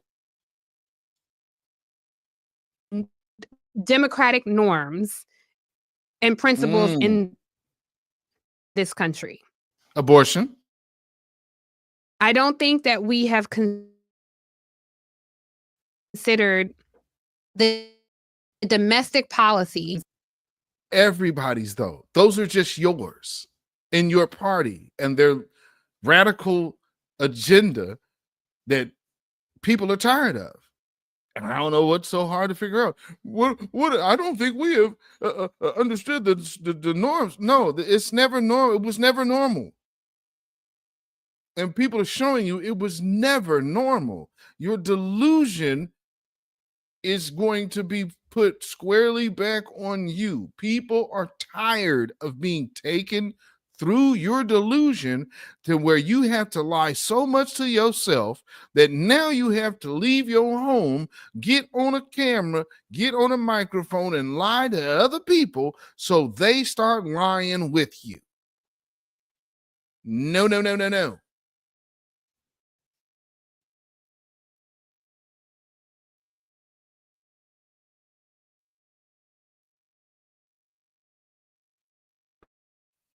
More phrase. I don't think that we've comprehended what this means. He has to welcome him into the White House as people who look like us in our community. I think they depend on us to be able to see through the bullshit.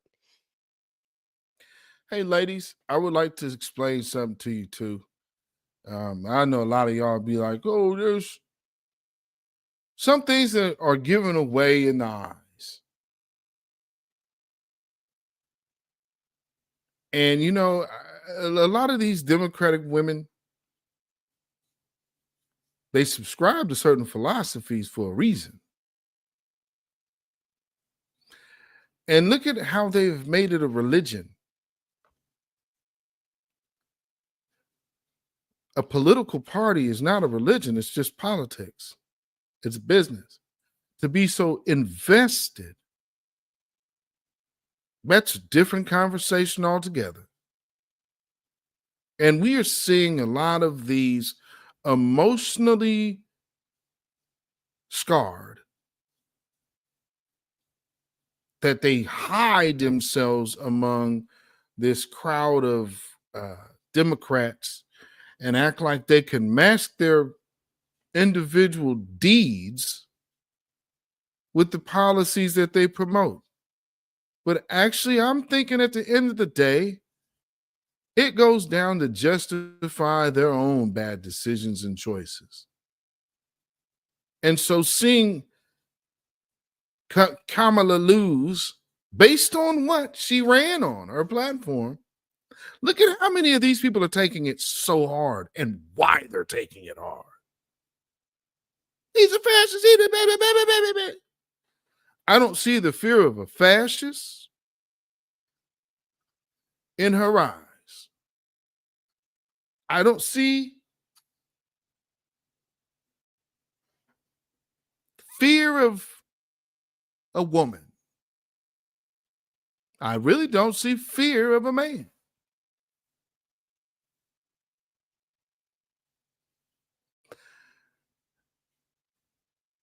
Just personally, me though, I do see fear of the responsibility of life. I could be wrong. But like I said, the eyes say a lot. And there's something there that if you've ever known people that have maybe have taken a life or two, maybe they've been in war, maybe they was even in them streets. If you ever sit down and talk to these individuals and look them in their eyes, a person who shed blood, where's that look in their eyes?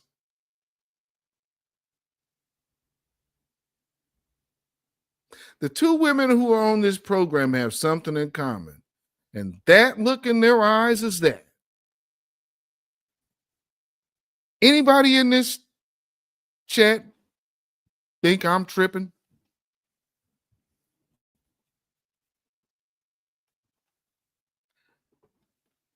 Am I tripping?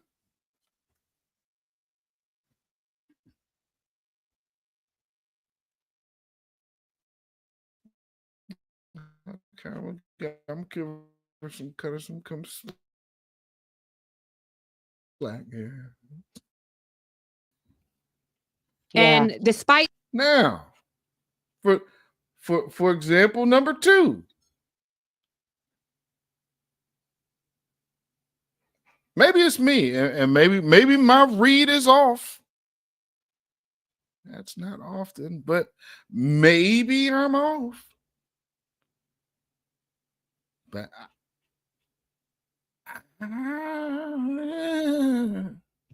I told y'all I got some family now that done been to the hitman. I'm just saying. So don't let them tell you that you ain't affected. Don't let them tell you that lie. You see that look, yeah, there's something missing there. There's something missing. That's real stuff right there, man. Y'all better know it. So I'm just saying, it's, and then again, I'm not saying there's no hope and all hope is lost, but again, you have to admit what you did to at least to yourself. You know that for a fact, but you have to admit that it ain't morally right. Stop trying to find your way pushing other morality on us because you too afraid to deal with yourself.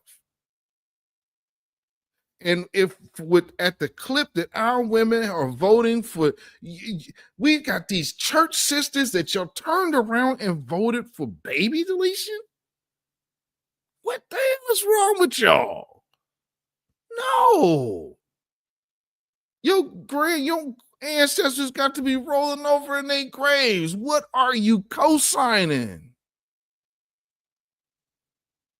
Man, come on. Come on now. We are doing things that we didn't do before.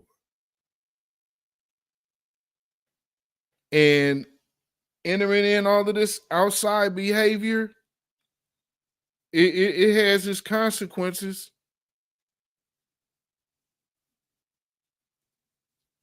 Remember, this cat asked me, hey, man, I don't want to be this white boy. I ain't trying to be like funny or rude or nothing, but can I ask you a serious question? So I go ahead. What's up with the brothers doing meth?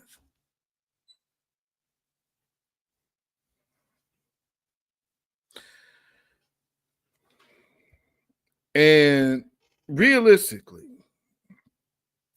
I told him, man, I don't know. But realistically, because the conversation is a more of a spiritual one anyway. And so when you start letting certain things in, other things come with it. You open the door for one thing and then a whole band of something else is coming right along with it. And it ain't like you can't control, I just gonna take a little bit of it. No. One problem will come a mountain in a minute. So the point being, never open the door for trouble. And black women, stop taking your advice from white women.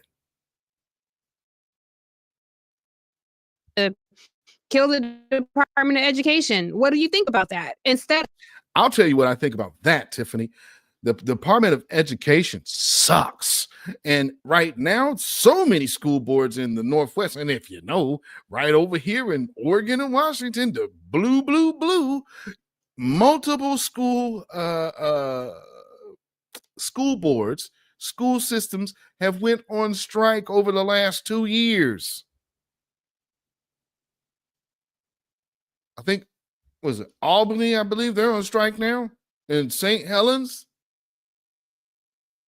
One of them has to do with the board, though, because they actually, I think that's Albany, because they actually had some SA cases over there. And then they lied on the police and said the police told them that, hey, don't arrest this guy yet. Police quickly came out and said, we didn't tell him that at all. So now the whole board has had to resign because they were covering up for this guy. Well, these two guys, matter of fact, didn't want to ruin their careers, This long history, years, and they actually passed on the practice from old teacher to the new teacher, who is still actively the teacher. Go figure. And so instead of taking responsibility that they knew, because there's facts and evidence and proof that they knew, oh, well, the police told us. No. We shouldn't arrest him yet because maybe it might interrupt their investigation.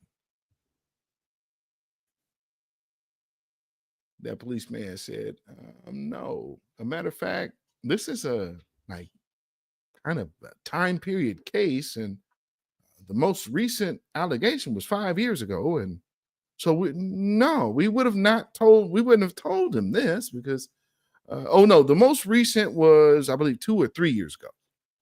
So they all had to resign. They just straight lied on the cops because what they were doing was protecting the two men. And this is what their party does, as long as it's white men. Boy, those eyes right there. Boy, I'm just now noticing the shot. Oh, my goodness. Oh, Lord. Tragedy. Ooh-wee. That is not the look. My bad, sister. Of, oh my God, what does this? I don't really care what pundits think about killing the Department of Education. You as a reporter, you as a journalist hosting a show, I'd rather you talk to us about the real live ass consequences that will have on the American people. We agree, but those are two separate things. They are, Andrew, but you're saying, but a part of what let me know. I can say. No, none of what he is saying, he's suggesting that it's normal. What Andrew Gillum said is that it's basically the protocol of the station. One, if you're in this position, you go through the motions, and just like on Inauguration Day, you're handing it over. There's a whole process. There's a whole ceremony and all of that. You all walk in. It's the job. I don't agree with that. Like, what's wrong with you? It's literally just the job. Well, I feel like it's just hold on. Why does now this is more even so the cult thing that's going on. I'm not in tune or in deep religious belief with any politician. So I can't relate. And I think these two ladies are having a very hard time relating to the American public, along with Sonny Holston, and understanding people are thinking differently.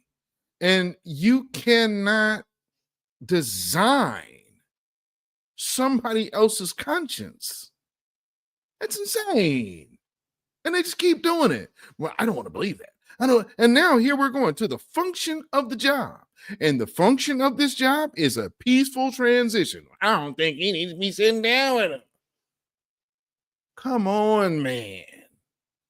The president sits down with the incoming president, of course. Well, I don't think he needs to do that. What?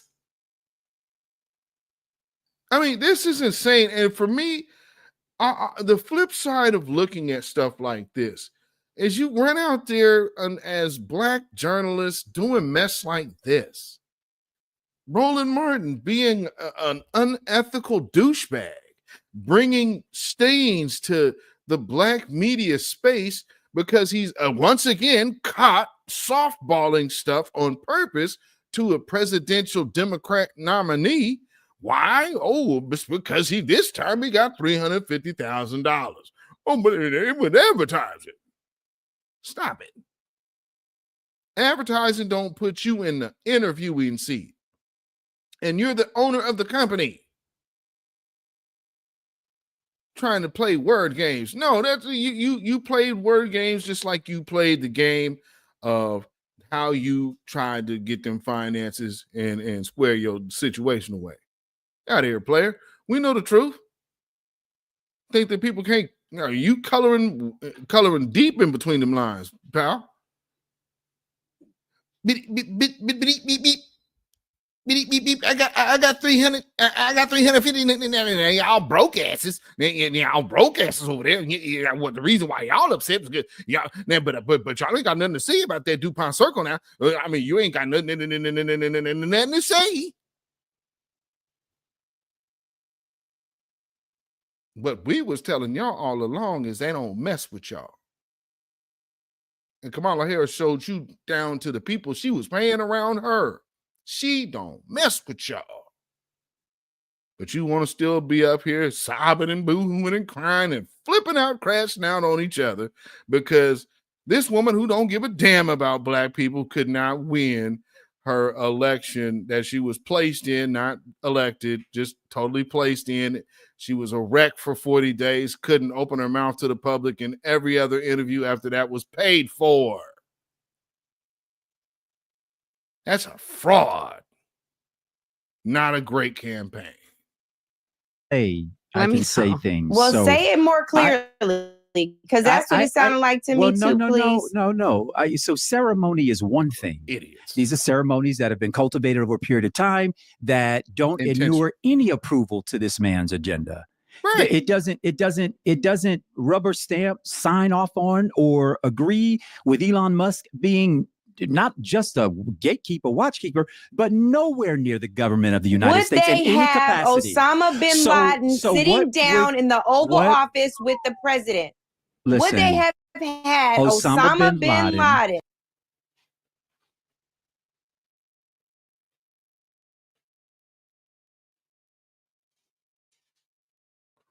Would they have had Osama bin Laden sitting in the White House if he was elected president? Yes, that's actually how that works. I see a super chat in here. Where is that super chat? This woman is nuts. Black Church of Black Power. Oh, did you got two channels, or is because you say member for 4 months? The other one was a new one, so maybe you got two. All right, well, salute to you, brother. I appreciate it. It says Angela Cry is emotionally unhinged. Anytime someone disagrees with her narrative, she does the exact same thing. At this point, it's a pattern. I completely agree. And thank you for once again being a member. I appreciate it. Peace, power, blessings, and protection be up on you and yours. Project Leroy in the building. What's going on, my good brother? I appreciate you for being here. Yes, indeedy. Yes, indeedy. Who else did I see? Did I miss somebody? I got you. Oh, yes, I did. I thought I seen you. Tia to you in the building. Good to see you, my good sister. Thank you for being here. Appreciate it. And I have Mary in the building. Mary, ain't you out there in Ohio? Y'all snowed in out there? I know that I seen some crazy snow going out there in Ohio. I'm like, wow. That Cleveland Browns game, we flipped past there last night real quick. Y'all getting some serious snow out there in Cleveland. But let's hear some more of this crashing out here. Angela Rising, Loon, man. And again, aren't they sounding like insurrectionists? Because this is all about the peaceful transition to man one. That's it. Osama bin Laden. If Osama bin Laden was elected president, he would be there because he would be the incoming president. It's just, I don't even understand why this is an argument. I've never heard nobody make this an argument before.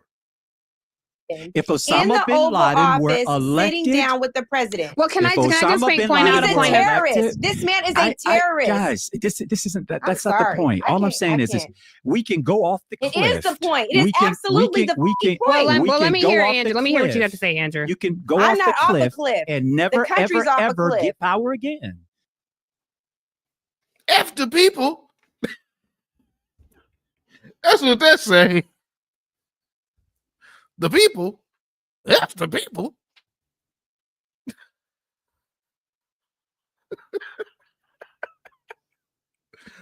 Oh my goodness. That's where we are. No, that isn't where we are because we Andrew, haven't it very begun well to could fight. be. He said So this was the last But election. Angela, you are smart. However, your wisdom does not supplant that of all of the American people who went out and voted. And unfortunately, I've had to subject myself to the same damn thing. You don't think I'm hurt? I felt awful. I felt humiliated. questioning your pain, No. brother. I'm going to finish my point. And ashamed. I'm not questioning your pain, brother. He didn't say you were. What he's explaining is the situation. See, Andrew is in the position to speak outside of the emotional part of it. This thing that she's doing is an issue. And I guess for all of the women who are behind leaders and you want them, you are in their camp, this type of thing can never be displayed publicly. It just never can. This is, and here's another thing. Yeah, we talk about, y'all don't understand white supremacy, because if you think that they was, what did I say here on this channel? Y'all think they really gonna vote for this woman? We tell y'all don't understand these people like we do. I know a lot don't like me. You really think that they didn't vote Hillary Clinton in? She's the one with actual experience and hands-on and all of this. You done seen her. She's been in the White House and all of that. You couldn't get her in there. You think they gonna vote for this woman who you calling black?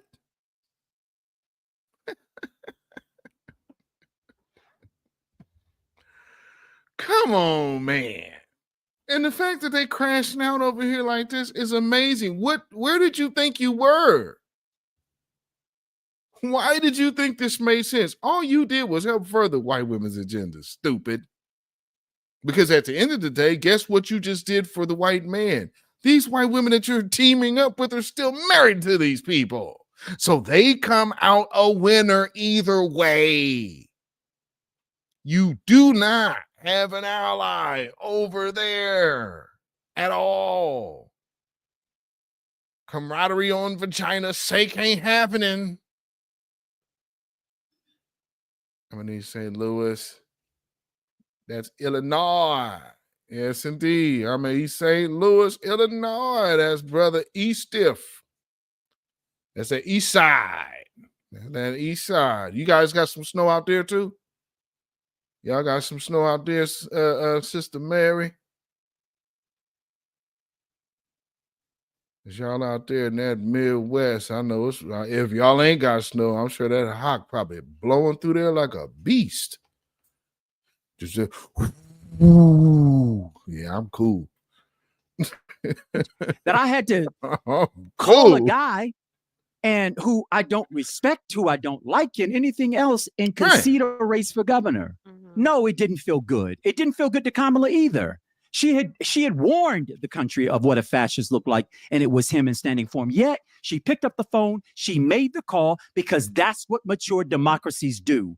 Now, two things. We don't want to conflate two different things. Do you think Kamala Harris is rubber stamped and signed off on his policies on Elon Musk even talk or any of the about her. above?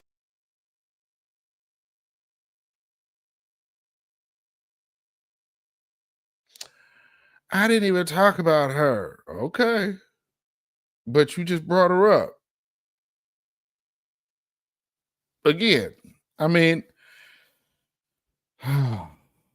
she is super unhinged. No, you didn't name check her, but it is important. No, I didn't even bring up her concession This is call. why, but you didn't, but I did. I did not. You and did I'm not, saying you I did asked not, a question Angela, but about I the did. Presidential If I could Transition say Act of why. 1963 If I and could the say Oval why. Office meeting not being statutorily required. Again, That is Andrew, a finish your different point. Finish your point. conversation. Because you're talking about the because I don't want to pageantry. be. I don't want to be labeled as saying something else. I didn't say anything I can about be your labeled concession as call. saying I didn't something say else? anything But about his I think concession Andrew's call. making a different point. So He definitely made a good point. He made a very solid. There is nothing wrong with his point. I got it. I'm sure you guys understood it, and everybody else that heard it makes very much sense. When George Bush lost, he did the same thing. Matter of fact, if for those of you who, because I remember that I was at home that day. I was like, something just, it's still off for me, but I think I should be home at least to witness this day. So I was witnessing, the everybody's crying and I never thought I'd see it. So part of the inauguration day is when it's the transfer of the House, and where they take they go back to the White House, and then this when it's like the official handoff. So then you walk the now sworn in president. He's no longer the president elect. They walk the former president out of the White House. Usually it's going to be walking them into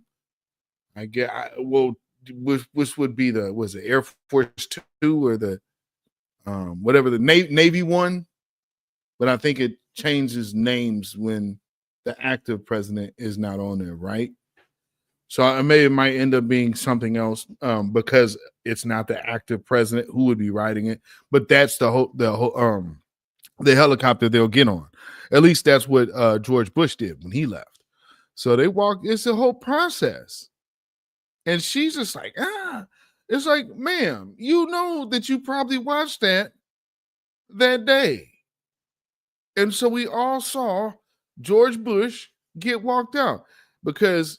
And I'm sure you probably watched it on TV1 because TV1 had better coverage than CNN for this inauguration. Go figure. For those of y'all who remember. Andrew, but finish your point. It's not okay to say that I essentially suggested that when you didn't want to have anything suggested to you either. You can assign me saying that the president should attend inauguration and host the incoming president at the White House as being a rubber stamp of Elon Musk. Never said that. I did not say anything about Elon Musk. Let me get back to the point, though. Let me get back to the point, if I could. The point is, we can still disagree with this man vehemently, and the fight still remains. Him sitting down for an hour-long coffee is not what we are really taking issue with. What we are really going to be taking issue with is when he starts lining people up and marching them out of this country. When he comes in my neighborhood, for my children, for my family, for my way of life, that why would he be coming to? Well, number one, he's rounding people up. What that got to do with you? And then he comes to your house. Why would he be doing that? See, you throw these fear things out. We're worried about that, and you guys are still with the fear. Man up. Tired of hearing grown men doing all of this. And when they do this, and then you sound like bitches. Man up. God, Father, what am I gonna do? Slap the shit out of them. You can act like a man. This whining. Let me get here's a little more. Okay, here we go. That we are then equal by abandoning them right along with them. I think Andrew, that if he took an oath, for? I would like for us to pull up the presidential oath. Well, because I think that it's actually a violation of the presidential oath to sit down and meet with this man. It's a violation of the presidential oath to sit down with the incoming president that's about to take the same oath that he's already took again. Oh, Angela, right. At least have some logic with your argument. And right now, this is completely illogical. I think that's an opinion, but I think Andrew, it is my opinion. I said I think. Yeah, Angela, I hear you. Number one. Okay.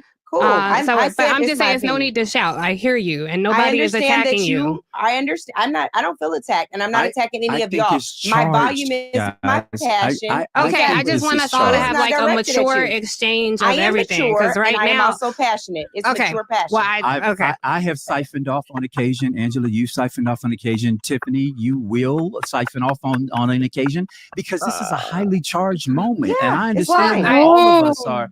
All of us have strong opinions about how we feel. I just want us to be respectful to each other's point. Andrew, I hear your point. Angela, I hear your point. I have something to I have something to say about both. Andrew, when you're talking about the pageantry of it, I do appreciate your perspective in maturity, because that is not something that we saw in Donald Trump. I mean, it was giving very much Meghan McCain on The View all the time, where he would throw a temper tantrum in front of a microphone, even post the election. That is a challenge. Angela asked a question that I think deserves a deeper answer to, and she was saying, would we invite the Taliban in the Oval Office? Well, this just shows how the media and other people normalize what this man did, because he did, in fact, invite the Taliban to Camp David.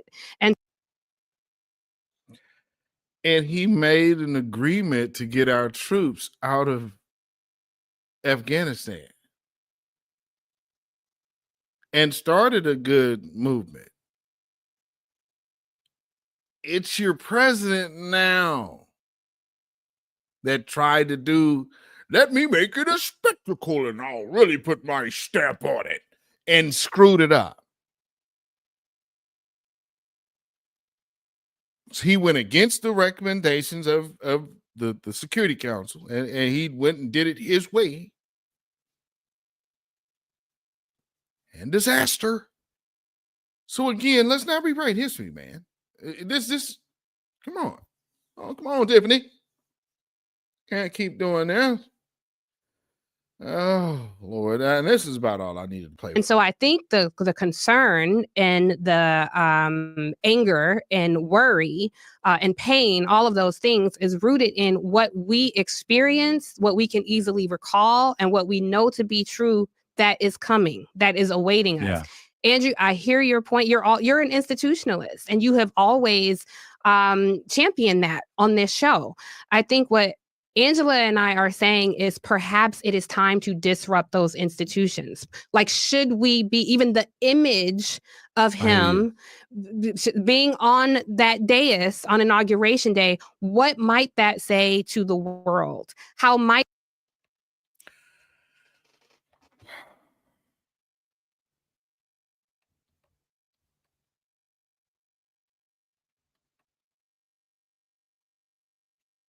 what does that say to the world? Am I hearing insurrectionists or what? I mean, this is really giving do something. Is it me? I'm getting the Michelle Obama, put down your phones and do something.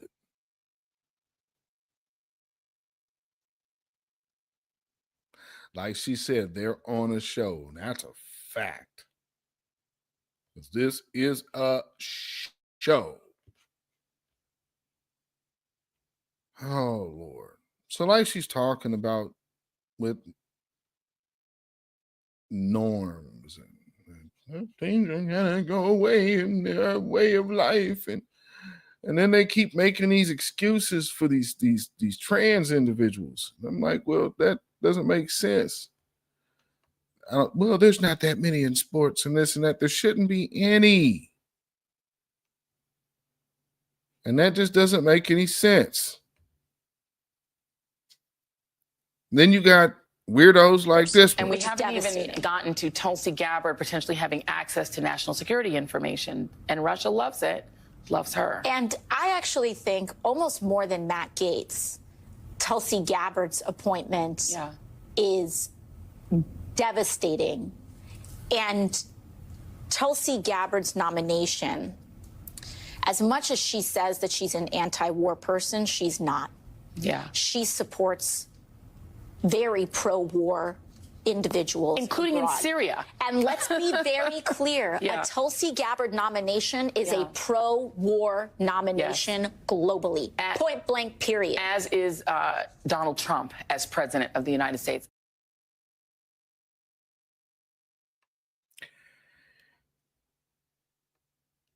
But it wasn't her speaking against the International Criminal Court. That is your current administration that also vetoed a ceasefire and all of those hostages released. Don't believe the hype.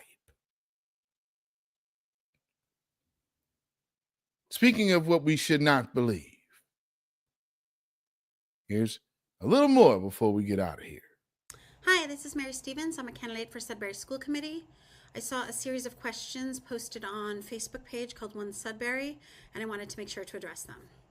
First, I'm deeply committed to ensuring we create a safe, welcoming, inclusive, supportive, positive, effective learning environment for all students. Diversity should be celebrated, and all should feel free from stigma and discrimination. As part of this, I believe you must ensure all students have access to diverse views and perspectives, so they learn to be independent thinkers, and they also feel represented in the material that is available to them. This will help with their academic, social, emotional, and mental health. Quite simply, censorship undermines diversity, equity, and inclusion.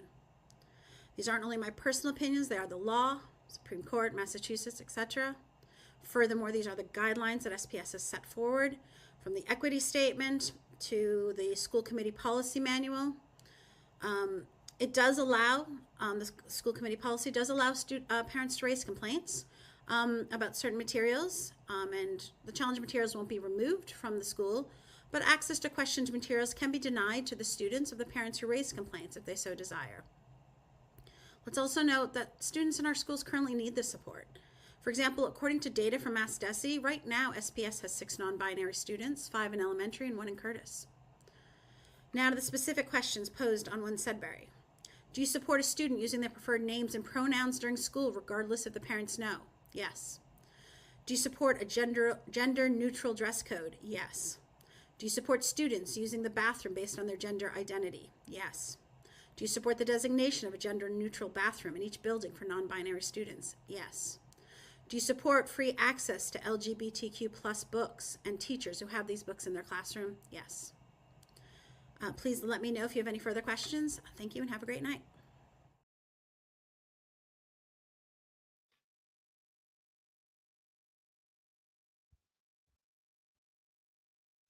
They got right back on the horse, didn't they?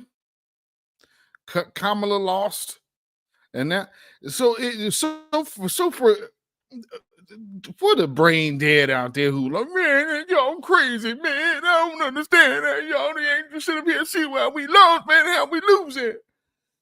Man, y'all hear all this crazy business? Remember how she opened her campaign and who was silent the entire time.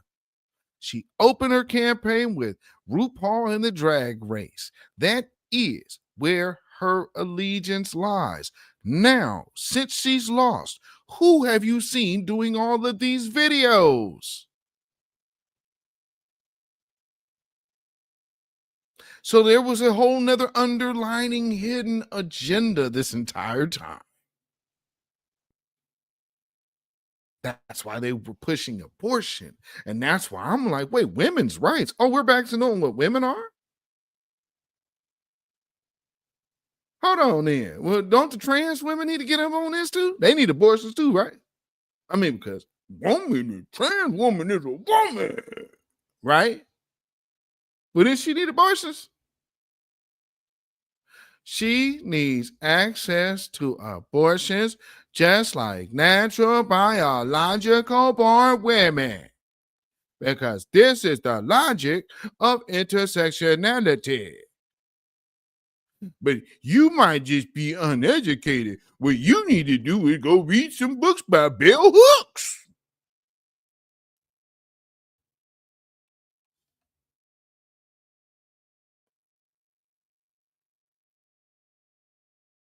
Intersectionality was the death of the Democrats.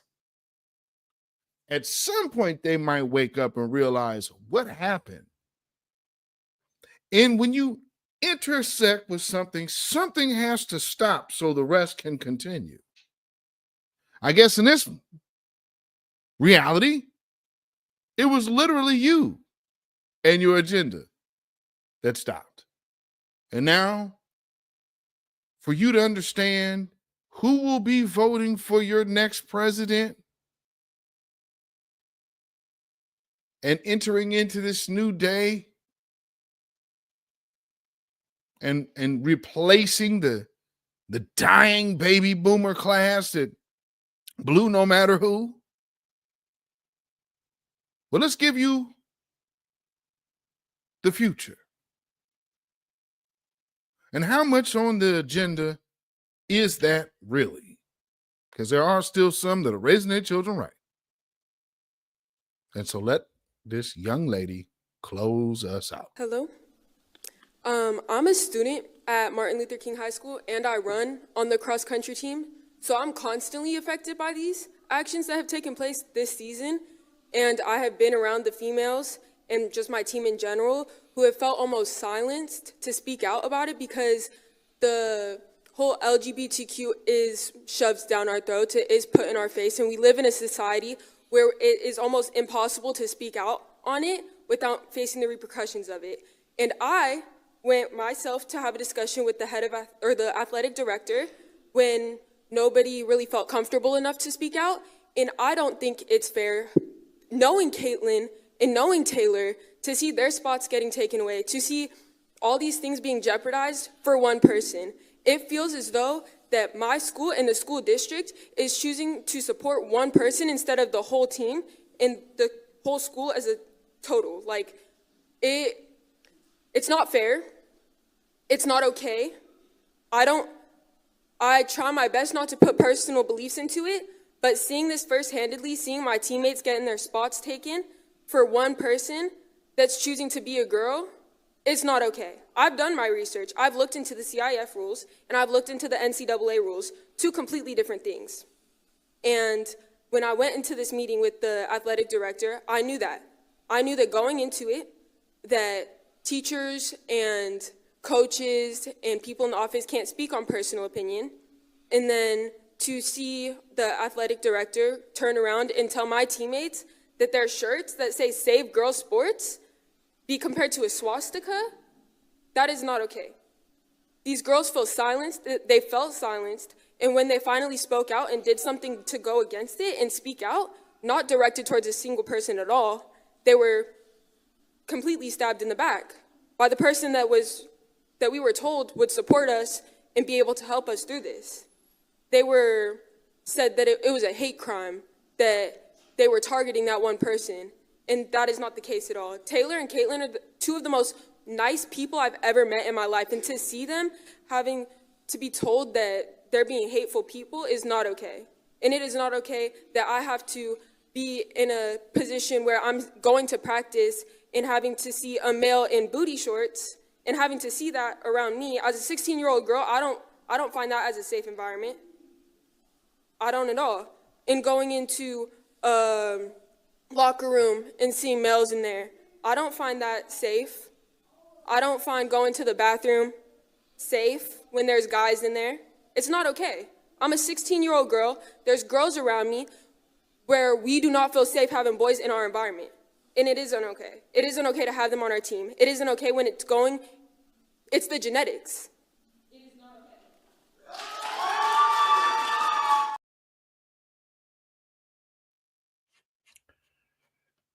Yes, indeed. And see, that's the future, because you got to remember, the people around, this age of voters, you're moving into the parents being middle-aged, and these are the kids that are the next wave of voters. See, one thing you can't do is tell a little girl that she can be anything she wants. You could be this, you could be that. And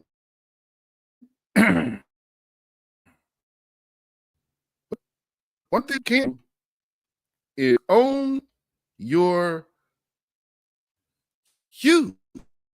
have to share that with the likes of a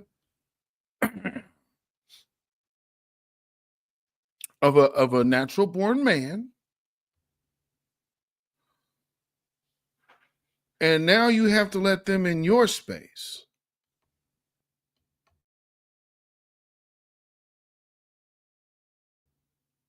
Suckers got you on one side, and the trans woman has you on the other. At the end of the day, you're just surrounded by the white man's agenda. Message. So if y'all get out there, well, people want to do that. Yeah, black church, yeah, you went off. You went way off. No, you was never supposed to be co-signing it. And now y'all done co-sign some madness. But let me play something for y'all real quick, because this is the very last video, I think, for the night. And I'm gonna close with this. Understand, man, black men, black women, we are all we have. And I see that the power of the grassroots and New Black Media has brought together our community in conversation, in building and healing, and even more so, and looking to the future, coming together and building as a solid unit, understanding our agenda is unique.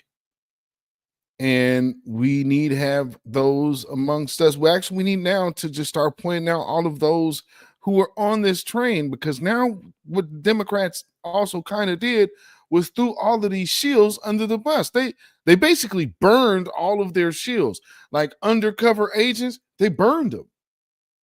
These people ain't worth nothing. That's why Brother Martin trying to be, which I don't understand. It's an advertisement. No. It's unethical. And this is you getting caught second time.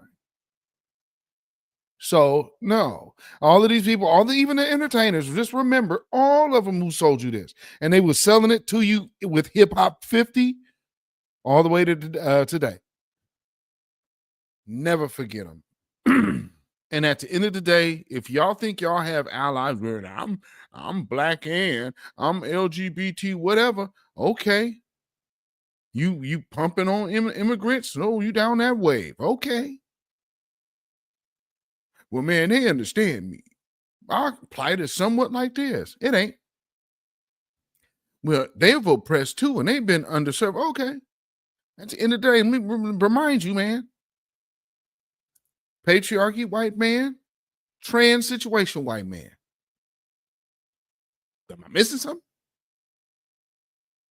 And let's see how much they identify with whiteness or their sexuality. What do y'all think? I'm also a part of marginalized groups that have been historically oppressed, and it's like, keep on raising awareness and like slaying. Like, I hope that like we reach more equity soon. We actually have a equity commitment form. You can actually give up your spot at university for a member of the Tongva tribe.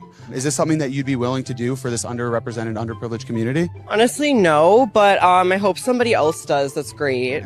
Not currently. I would need to think about it more. I personally don't view myself as privileged. I don't think I would be willing to give up my spot at UCLA. I think that my ethnicity's representation is also important. I'm a Black student. Who should we find to give up their spot? That's a tough question. Anybody that is willing and feels that they're represented in the right way here. But you know what I mean? I can't make a split-second decision.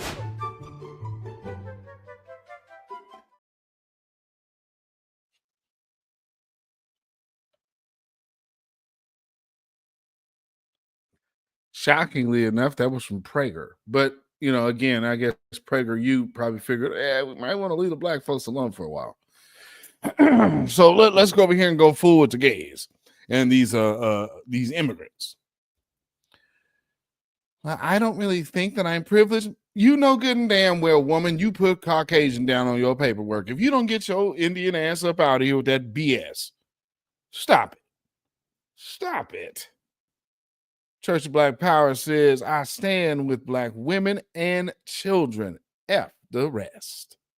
Thank you for the $2 super chat. I appreciate that. Peace, power, blessings, and protection be upon you and yours. Absolutely. And so, again, ladies and gentlemen, we have seen these people freaking lose it over people that ain't got nothing to do with us. And now they up here trying to say, we're going to block any type of attempt to get these people up out of here. You're going to try to mass deportate them. Well, that's going to be over me. And we're going to come out here and we're going to stop here. Well, for the rest of Black America, I think I can speak for all parties involved when we say hashtag fire up the chat. Happy birthday, we're celebrating you today. Like Dr. King holiday, we ain't gonna do any work today. Happy birthday today, it's your beautiful day. And we gonna party all day like it's a freaking holiday. Hey. Oh, man, all you illegals, happy birthday. We're celebrating you today on Dr. King holiday. We ain't gonna do any work today. Because remember, inauguration is on the holiday. Fire up the jet.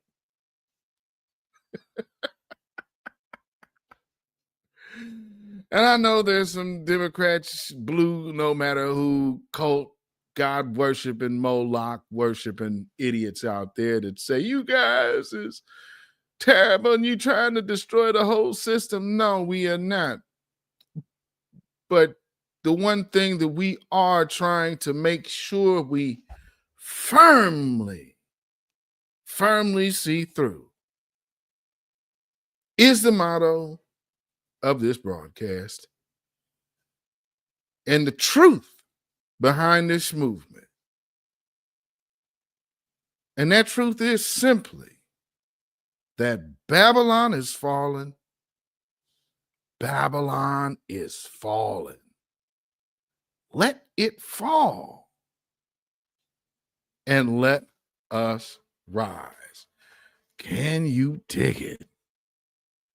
Yes, indeed, ladies and gentlemen. This has been a Beatzillapdx official weekly wrap up. It's been a minute since we've been live. The last time I had to go live on Saturday, and it was another 3-hour joint. So 3 hours tonight too. So I like doing the short videos, but sometimes when we go live here, we can run long. And so salute to everybody who has been hanging out. Thank you to everybody on the East Coast for being here, riding on the late night hours over there. Appreciate all of y'all. And, you know, there's people out there now, and I want y'all to just understand where we're at with it. The grassroots, what are they saying now? If you're hearing now on the news, like they're saying in the media, new media, oh, and they're right-leaning, all of that. Joe Rogan been out there. All these little white podcasts, they've been out there. That's not the difference here. They was here last election. No big influence. What's changed? The grassroots and new black media being at the forefront of the conversation. So much so that you actually had to talk about black men during an election that didn't have anything to do about talking about criminal justice. That's all of us. And with that being said, family, y'all give yourselves a round of applause. And we stay at the plow, steadily trucking along. Like my sister Linus Crown says, till we trample this beast of supremacy. But you might be a Fed-based lover. You might have a bucket on your head and earpiece in your ear to talk to them folks.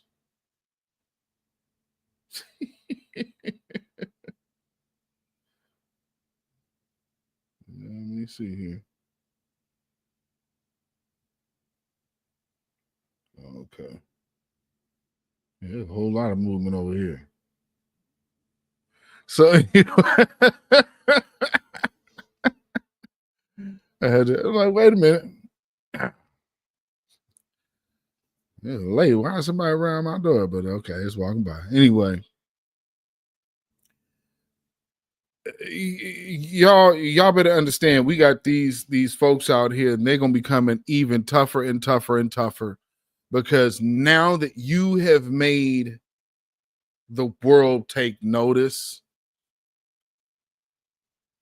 you know, it's gonna be, they got to figure out how to double down. How do we get this control back? You don't. It's a new day, and unlike times past, this is a situation that you knew was coming. Anybody would know. Black folks ain't gonna stay downtrodden forever.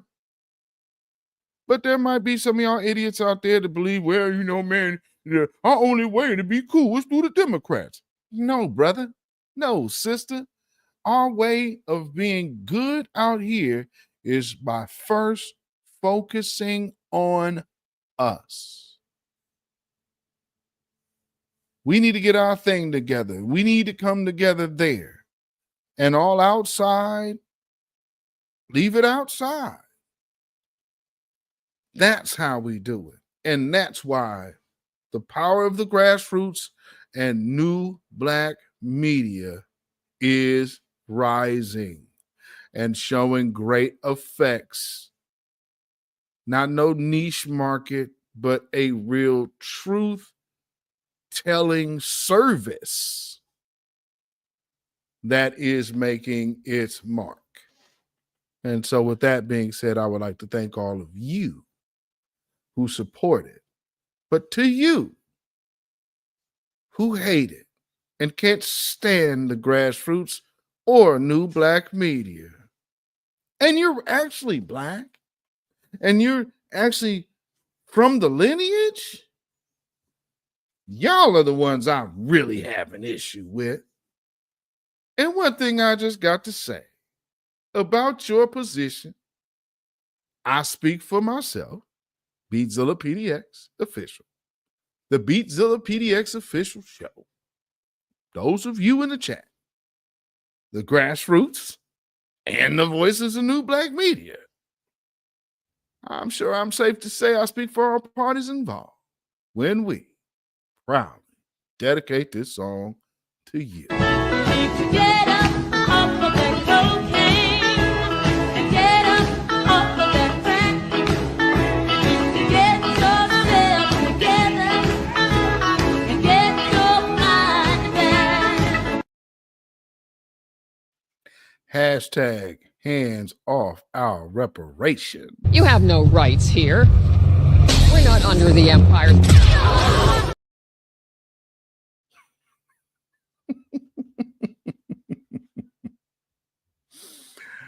Oh, Lordy me, Lordy me, Lordy me.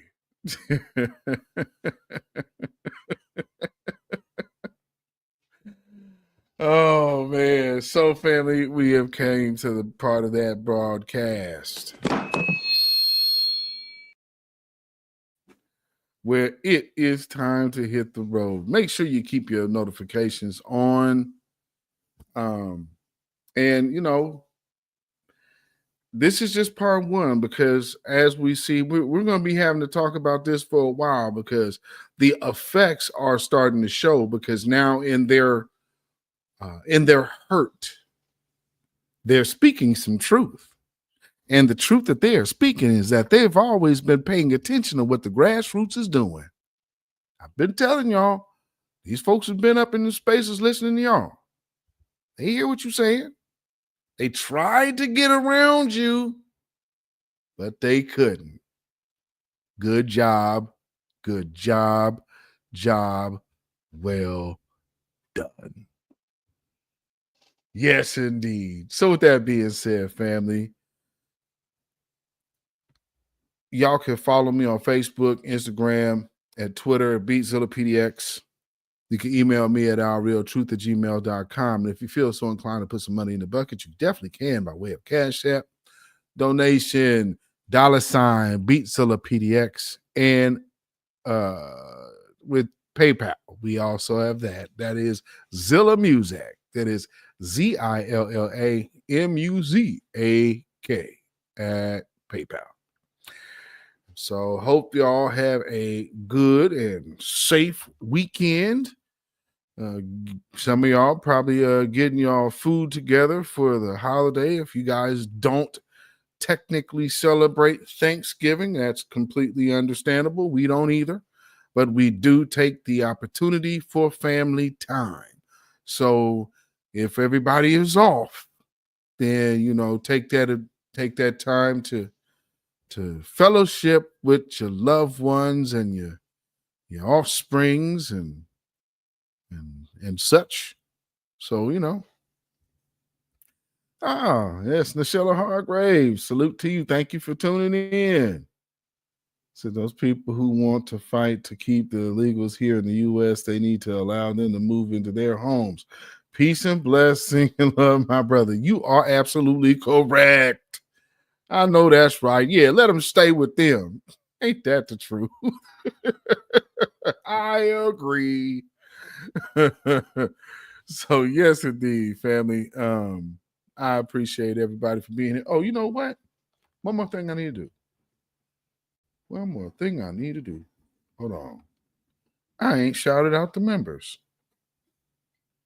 Let me do that real quick before we go. Real quick. Where at? See all my members. Okay. All right. So again, here is the members roll call. B1 Warrior roll call right here. Church of Black Power. Yes, indeed. Go Mac. Crew Reality. Grand Negas. DJ B-Side 1965. Rhonda Smith. Rosalind. Bringing It Back. Simply Sandra. Black Voltron Reloaded. We Next, aka Dark Skin Brother. Also Dark Skin Brother's main channel. Judah Homecoming. Dervis Austin. Breeze Omega. Black Women Stand Up. PM. Sybil.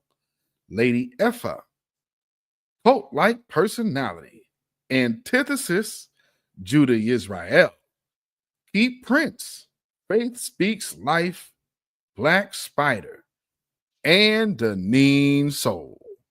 And with that, thank all of my members. Peace, power, protection, and blessings be upon all of you. Thank you so much for being members. Appreciate it. And with that being said, family, y'all keep y'all 3 smooth stones at the ready and keep your slingshot nearby. Stay black, stay vigilant, stay alive. Black first, black first, black first. Shalom, y'all. Have a blessed weekend. When you know who Satan is, yes, sir, you don't have to kill him. No. The stone of truth. Yes. See, that's what you throw. Yes, right. Allah says, had we wished to take a pastime from before, surely we would have done it. Nay, we cast truth at falsehood till we knock out its brains. Every one of you that knows the truth, stand up and tell it from the mountaintop. Black people can't take it no more. So wherever you are on the job, in the factory, I don't care where you are. If you know the truth, stand up on the truth and tell Satan, who the hell are you to try and pick my friends? Farrakhan is God's man, and you are from the enemy of God. So to hell with you. Stand up on it like a man.